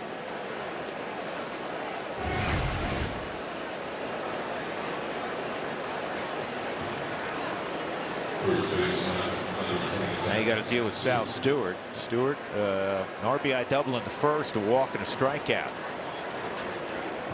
Those 3 matchups were with Gabriel Hughes. Hughes 5 1/3 once again. 2 runs, 5 hits, couple walks, 6 strikeouts. A ton of things to like about Hughes' second major league start, as there were in his first major league start in Los Angeles against the Dodgers.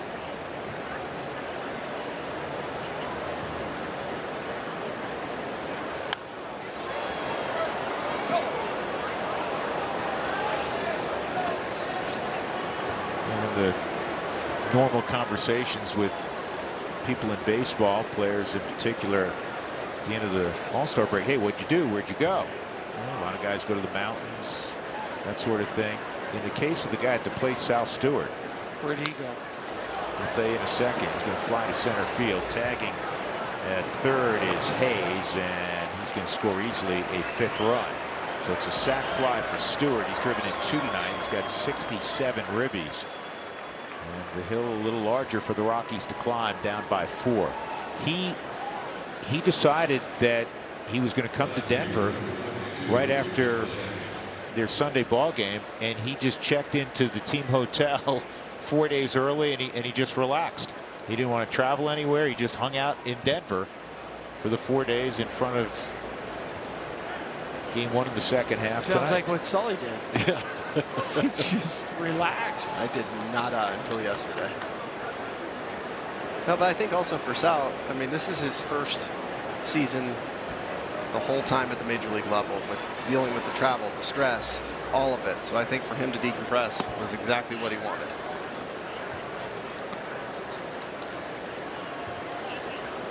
Had you heard of that before?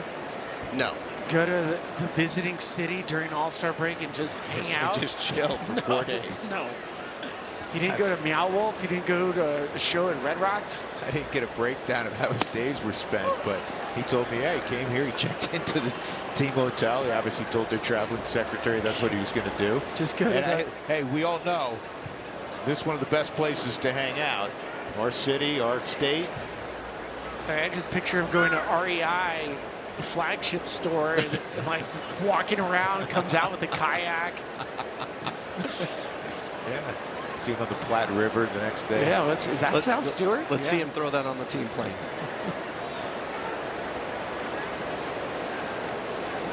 That'll end the inning. Costly error by Tovar results in another run. So it's 5-1 as we stretch in Denver. Boom.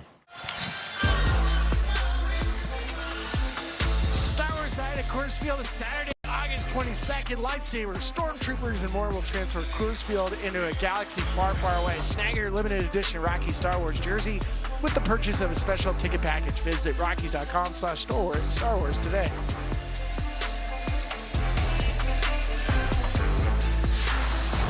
Well, Brady Singer's been in a really good place over his last 6 weeks or so, and tonight has been no different. He goes to the 7th inning with a 5-1 lead.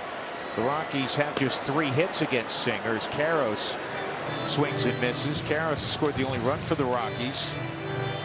Reached on a fielder's choice in the 5th inning. Would eventually score on a sac fly by Troy Johnston. Sully, have you had any reactions from the hitters about facing Singer? I mean, he does have 83rd percentile in extension and that quick move with his windup. So I've listened to a couple of conversations right here in between mid-innings, and the guys were kind of talking about the extension that you're mentioning and how the fastball profile is a little bit different, and then he mixes in that slower slider, and there's just, it's a gas and a break, if you know what I mean, Billy.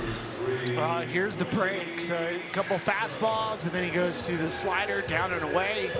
In the location that Singer's had today, I mean, that's something he's always been known for, his command, both sides of the plate, up and down. He's had great numbers against the Rockies. Yeah, I think it just goes to show that pitch execution will always trump the other things, right? When we talk about movement, velocity, if you're able to execute, you're still going to be good. Here's the 1-0 to Castro. Willie takes inside 2-0. Willie's 1 for 2.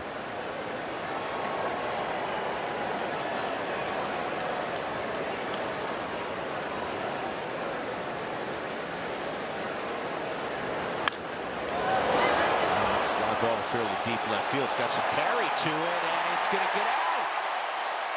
Willie Castro with his 8th of the year, and it's 5-2.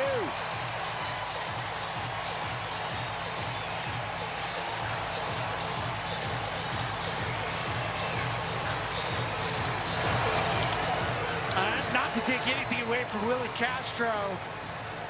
Barrels this baseball, 8th home run of the season for Castro, but this is a little Coorsy. It's hot, so the ball will fly that extra couple feet. Now he's gonna take that jacket off as soon as possible. It is way too hot. Little slider. Off the bat, I mean, I didn't think it had a chance to go, but it just flew out of here. Troy Johnson at the plate. The pitch was strike. Cincinnati called the ball, but ABS, powered by T-Mobile, has turned it into a strike after a challenge by Stevenson. That's the second time that Troy's been bitten today. The first one led to a flip strikeout.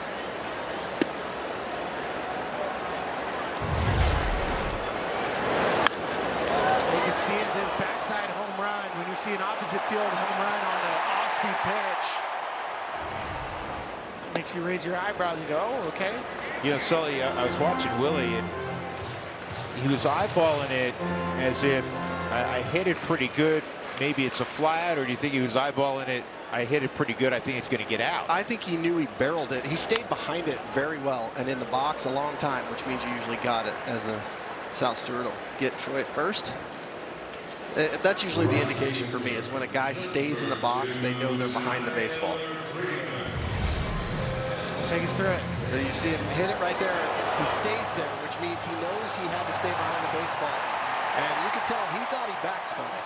And yeah, it's a little coursey, but when you backspin balls backside, that's usually what happens. It was 100 miles an hour off the bat. And right before that swing, Doug Marino handed me a note, and even at the top it says, announcer's jinx. So only pitchers to go 7 innings and allow 1 or fewer runs in his first 2 starts at Coors, because Brady had a great start at Coors back in 2024. He went 7 innings, 1 earned run. Only 2 pitchers have ever done that. Chris Carpenter and Sonny Gray. Yeah, Sonny Gray was just a couple weeks ago when he was here with Boston. So Brady Singer's not going to be in that category anymore. Thanks, Doug.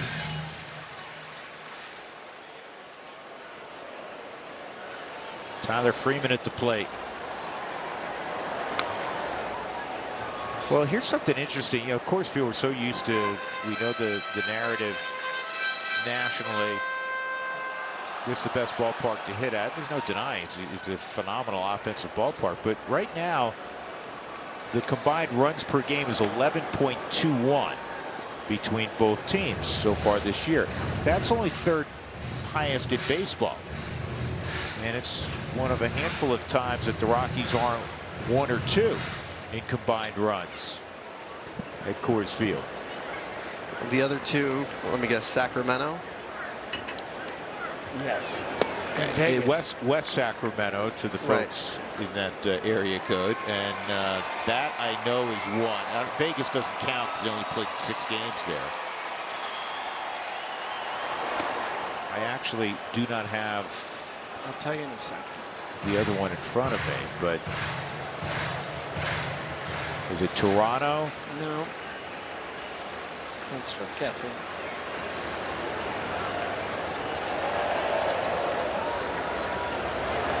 I can tell you, it's. I don't believe it's Cincinnati, where Cincinnati plays in a, a Homer Dome, right? Yeah. Great American Small Park, but they haven't scored, Sully, this year. No. I'm trying to think of where else it could be. 3-2. And Freeman is going to ground out to Stewart to end the inning. The Rockies get a run on the Willie Castro backside home run. It's 5-2 going to the 8th inning.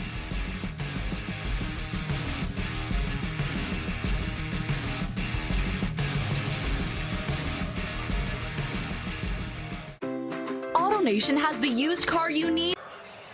Colorado Rockies baseball is presented by the Colorado Lottery. Play millionaire for life from the Colorado Lottery. Over 210,000 winners in Colorado and counting.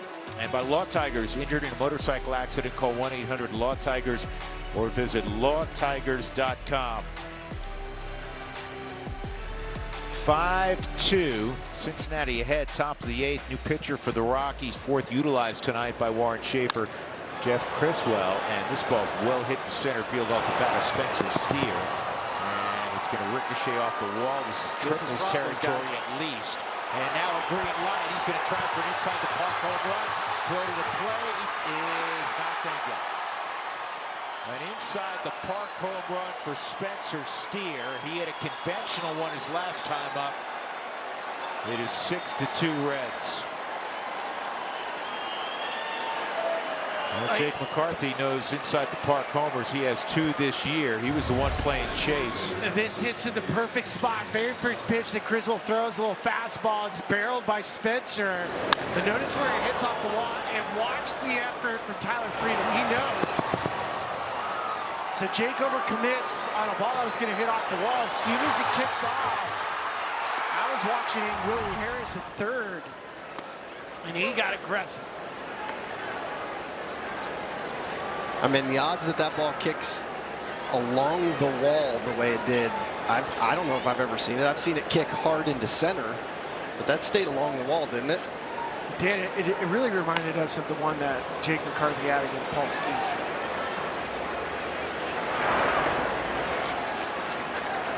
Or who had the other one that hit off the wall? So here goes Jake going straight to it. Kicks right off the screen, and then watch how it just rolls along the wall. Yeah, so while Tyler did a phenomenal job backing up, there's nothing he can do. He covered almost 100 yards to get to that baseball.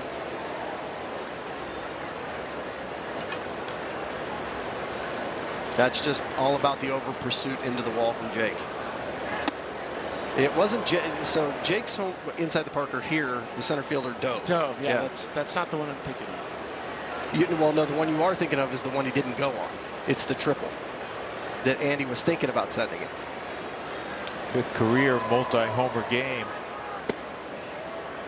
The pitch misses. 2-0 on Stevenson. Stevenson doing catching tonight for Cincinnati. Over 3 strikeouts. Hunter Goodman, Rockies all-star catcher, also 3 punch-outs tonight. Here's the 2-0. It's good to see Criswell back. We saw him, in an outing in West Sacramento, and then he got sent down back to the minor leagues. But this guy it was a long journey for Jeff Criswell to get back to the big leagues.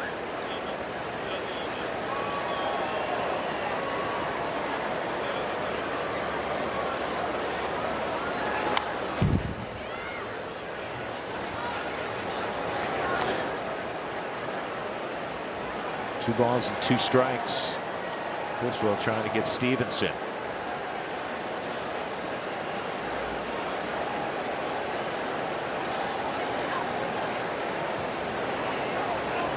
Reds have been better out on the road, Spilly, than at home. They're 21-24 out on the road.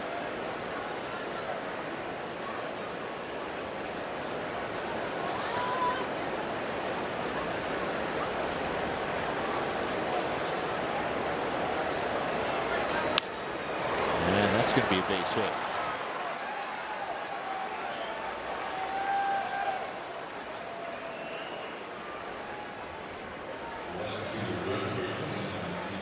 That's 10 hits now for the Cincinnati Reds. I mean, the Rockies haven't done much offensively. Castro had the home run last inning, but that's just one of their 4 hits.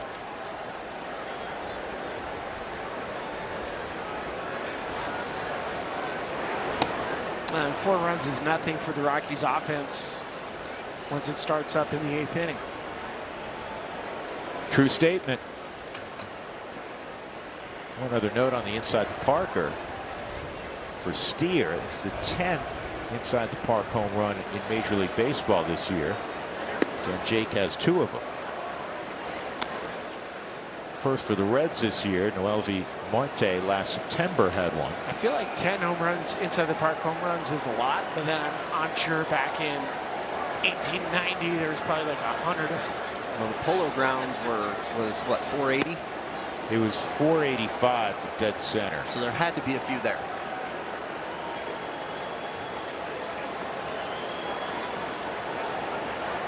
I never hit it inside the park home run, other than in Little League. Not Garrett Atkins did. He ran better than you, I guess. Huh? That was from an earlier conversation you were not part of, Spilly, pregame. I was around it.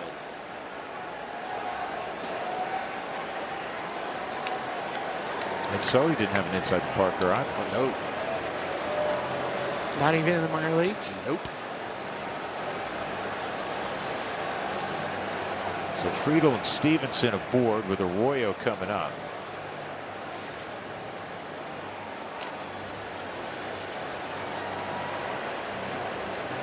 Catch every moment this season with Rockies.tv. Stream Rockies games at home or on the go for just $19.99 a month. Subject to national exclusivities. Go online to Rockies.tv for details and start watching today.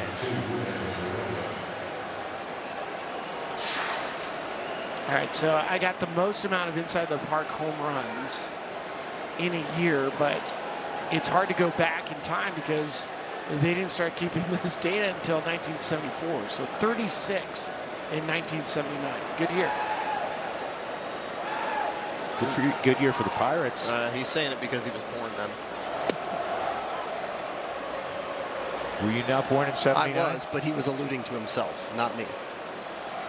He doesn't, that's, you know, he's a selfish guy. Helton's birthday is coming up in about a month. The one on Arroyo. I still say the coolest inside the park homer, and Spill, you're going to have to correct me on how to say his name because it's Creole, Tyler Naquin's walk-off inside the park homer, where he came up giving like the rock star. That's right. Yeah. Good memory.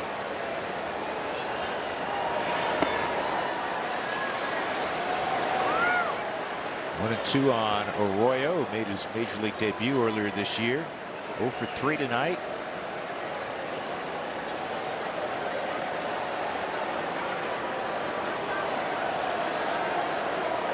Rockies have struggled with Cincinnati, and I know if you look at the last 3 years, Rockies have struggled with a lot of folks, but Cincinnati's kind of been one of those teams that's been up and down. 83 wins last year, but they've won 17 of 22 against Colorado. And again, 6 straight here. And that's caught by TJ double play as he fires to Tovar. In the inning, an inside the park home run for Spencer Steer, second homer of the ballgame. The Rockies work to do as we go to the bottom of the 8th, down 6-2.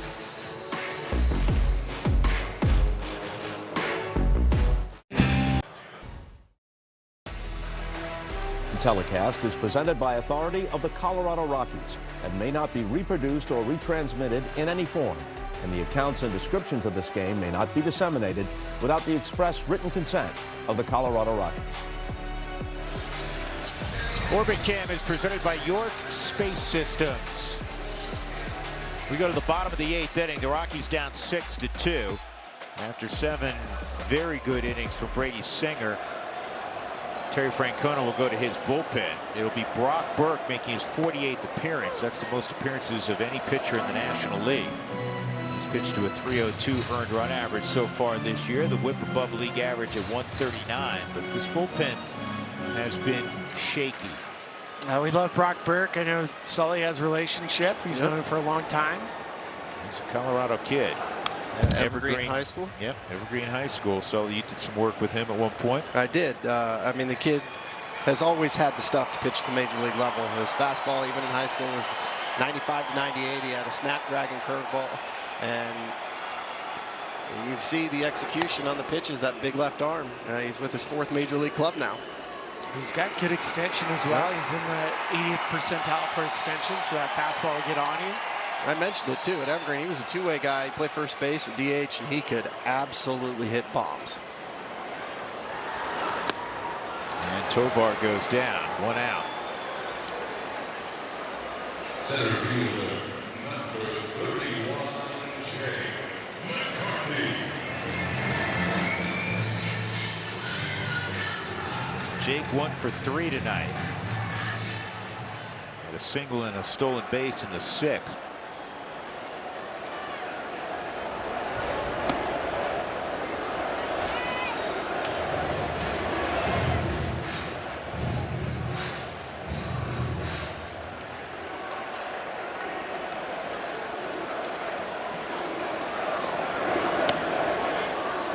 That'll get your attention. 2-0. This is where the Rockies have the Reds right where they want them. Down 4 runs in the 8th inning when the Rockies offense comes to life.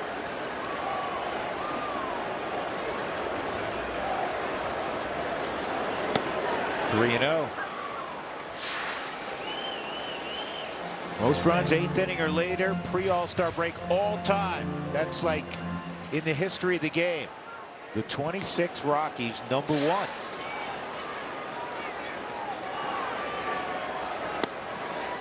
Means don't change his channel. Nope. Can we even still say that? The channel. You never had to get up and change the channel. Oh yes, I did. We You did? We were analog kids. He told you what year we were born. 79. The clickers were around in the 80s, weren't they? Maybe in your highfalutin neighborhood. I could fire back now, but I won't.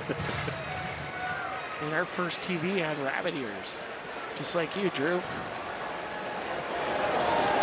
Ball four, so Jake with a one-out walk.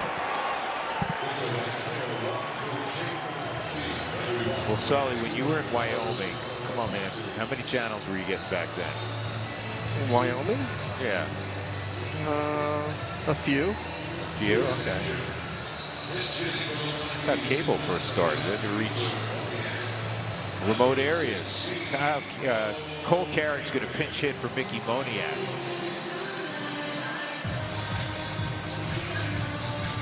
Cole had a rough Giants series, and for Cole just kind of getting a couple days off, there's nothing he can't do. So first kind of taste of true humble pie, which is good. It's really important for players to have a stretch where things aren't easy, and then you figure out the adjustment you have to make or what you weren't doing correctly. First time playing close to home too, so you think that had anything to do with it? I do, but I also think, to Spilly's point, you know, you press a little bit when you have a game or two at the major league level that doesn't go your way. Let's say you punch 5 times in a 2-game period. You try and do a little bit more. And the key to it is actually doing less. That's foul by a couple of yards. I mean, he did have quite a contingent at the games, I'll say that. That can always be a distraction. He actually spent the break down in San Diego, near where he went to college.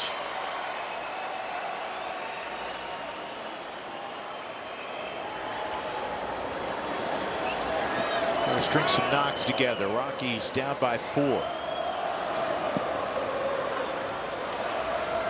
You got the tarps off crew getting loud in the right field bleachers, upper deck. Part of a crowd of 40,366 on this Friday night.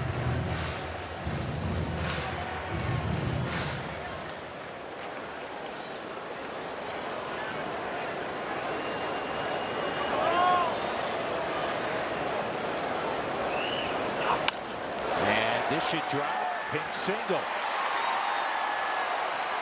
So Carrick and McCarthy aboard with Hunter Goodman coming up. It started with a 1-out walk. Then you have Cole taking a good at bat. This is great for young players. Pinch hit at bats are really important. It kind of gets you locked in because you don't have all day. You don't go through batting practice the same way. You just kind of jump in there and you go.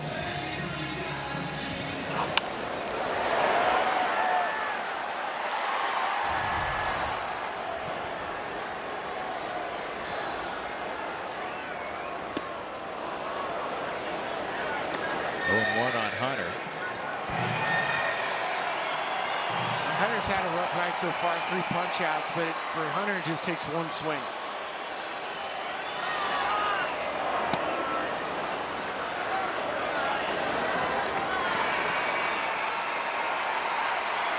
Cincinnati's made a change in their outfield. Dane Myers, who just came off the injured list today. Dane is in center field.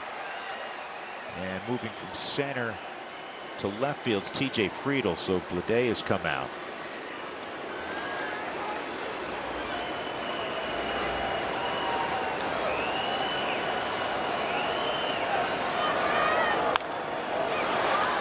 Slowly hit to second, and they'll get Hunter Goodman at first. A very creative slide from Cole Carrick. I always worry on this play that they call somebody out of the baseline.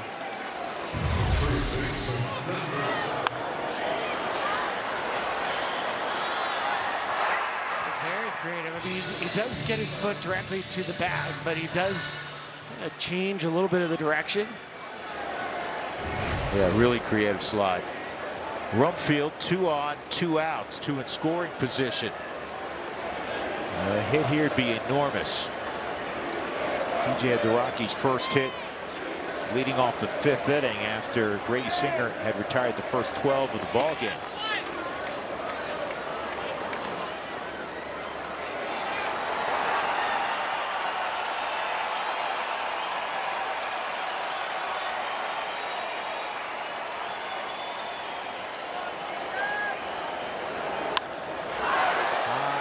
ground ball to right. And that will end the threat as it's secured by Steer. So we'll go to the ninth. It remains 6-2 Cincinnati.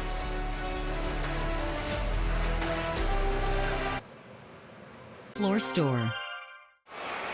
Grateful Dead Night is back Friday, July 31st when the Rockies take on the Royals. Purchase this special ticket package to get your Grateful Dead shirt and enjoy a pregame concert at McGregor Square by local tribute band Shakedown Street. Visit Rockies.com/Grateful Dead to get your tickets today.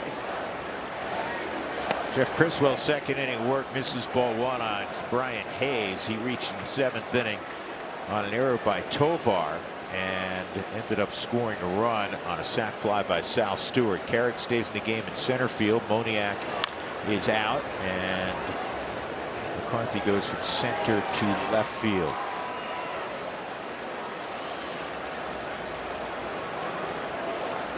You got to come out of this inning with the score the same.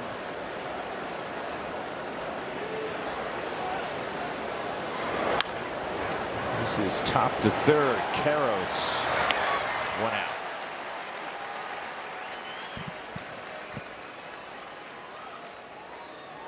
Well, for Jeff Criswell,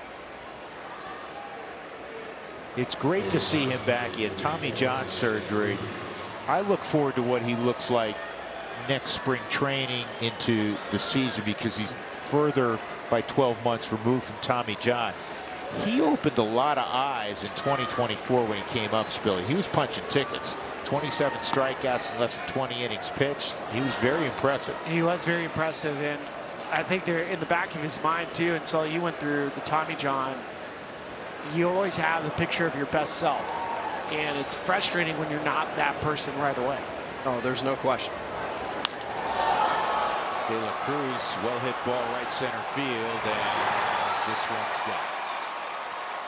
De La Cruz's numbers against the Rockies are absurd. It's 106. That's his 4th hit of the night.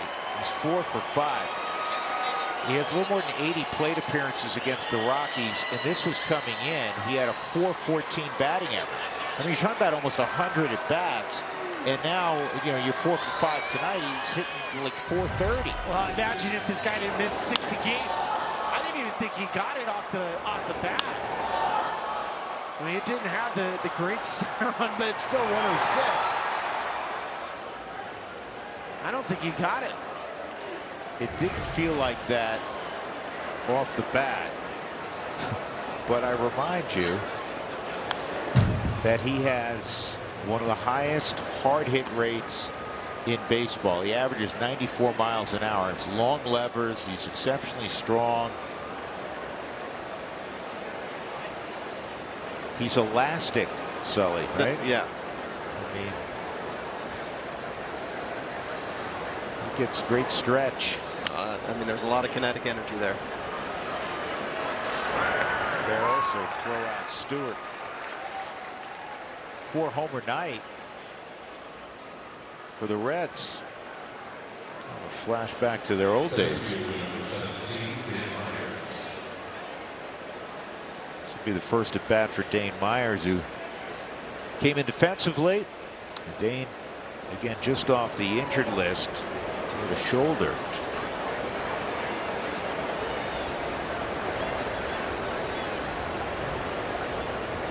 Sully, Dane was a two-way guy at Rice.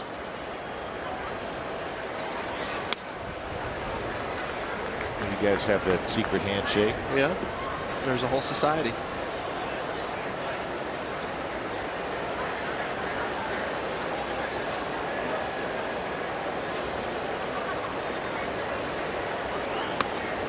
He's a pitcher initially. Went, you know the story, Spilly. Yeah. And he said, please, can you give me an opportunity to swing the bat? And he did. I mean, there's a handful of guys that were pitchers in the minor leagues that never got to the big leagues as a pitcher.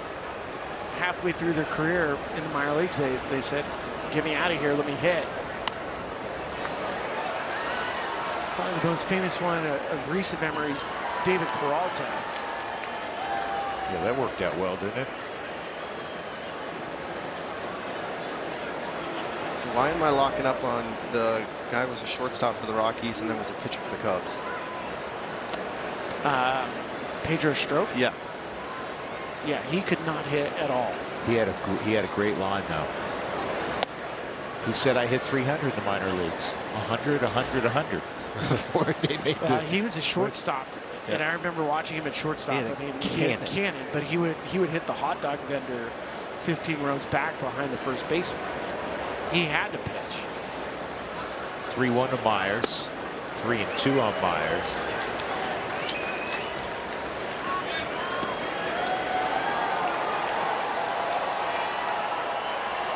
Myers originally in the Tigers organization.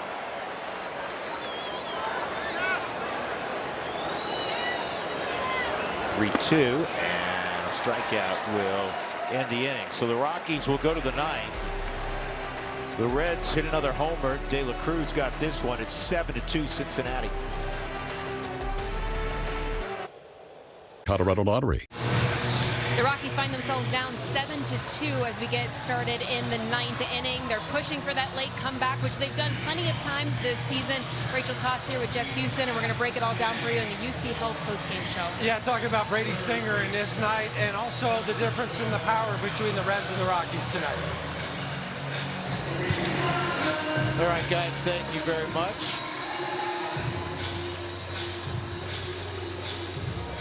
TJ Antone is on to throw the ninth inning for Cincinnati. Kyle Karros will lead it off. Kyle is 0 for 3. Did reach on a fielder's choice and score a run. And that first pitch is in there for a strike.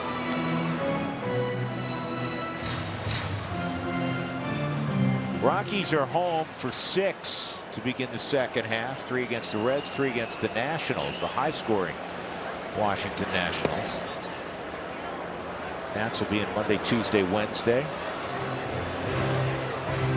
Led by James Wood and C.J. Abrams. Yeah, really fun young players to watch. With TJ Antone, he's got a cut fastball, very similar to Gabriel Hughes. It's right in front of the Rockies dugout, and it is playable for Stewart. Spencer Steers. Steers now at first base. Number 3, Willie Castro.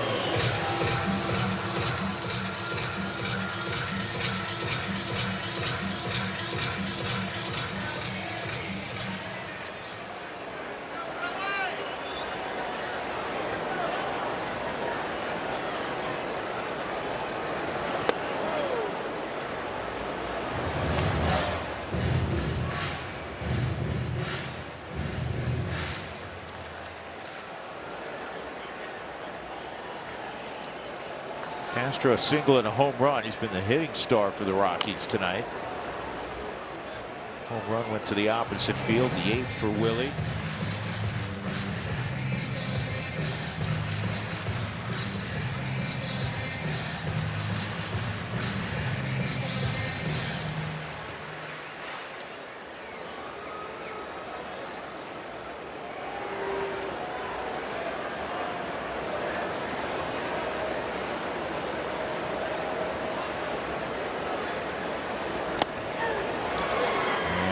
The Rockies down to their last out. Well, it all started tonight for Cincinnati with Brady Singer. Brady Singer was fantastic. It's now 4 outings against the Rockies where he's just had their number.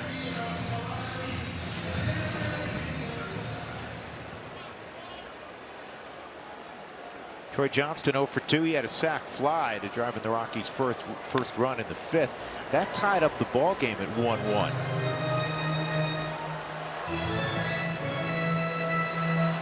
Then the Reds scored 3 in the 6th. They added 1 in the 7th, another one in the 8th, and another run in the 9th. Yeah, they scored in 4 straight innings.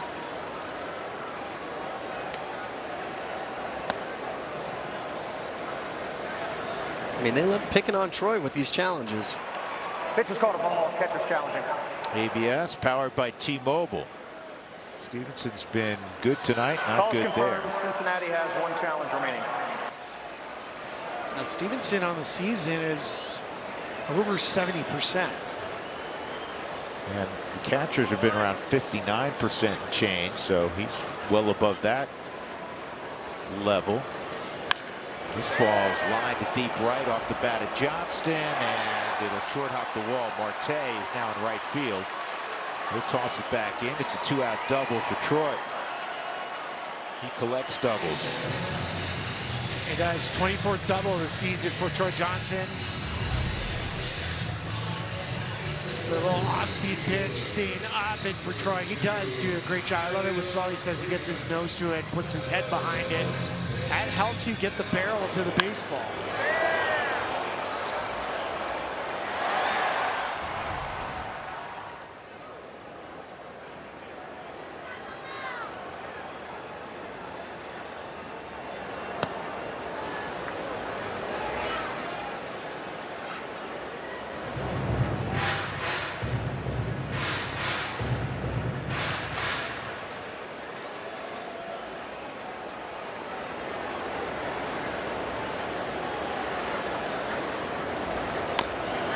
That's a fair ball. And Freeman is thrown out at first, and that'll end the ball game. So a tough one to start the second half for the Rockies as they fall to Cincinnati 7-2. The Reds have now won 7 consecutive games at Coors Field. Brady Singer with his second outstanding effort at Coors Field. He gets the win. Gabriel Hughes, who pitched well, suffers the loss. First decision in Gabriel's career. De La Cruz had 4 hits, including a home run. The Reds hit 4 homers overall. Get the final score: Cincinnati 7, the Rockies 2. The Rockies postgame show coming up next, brought to you by UC Health.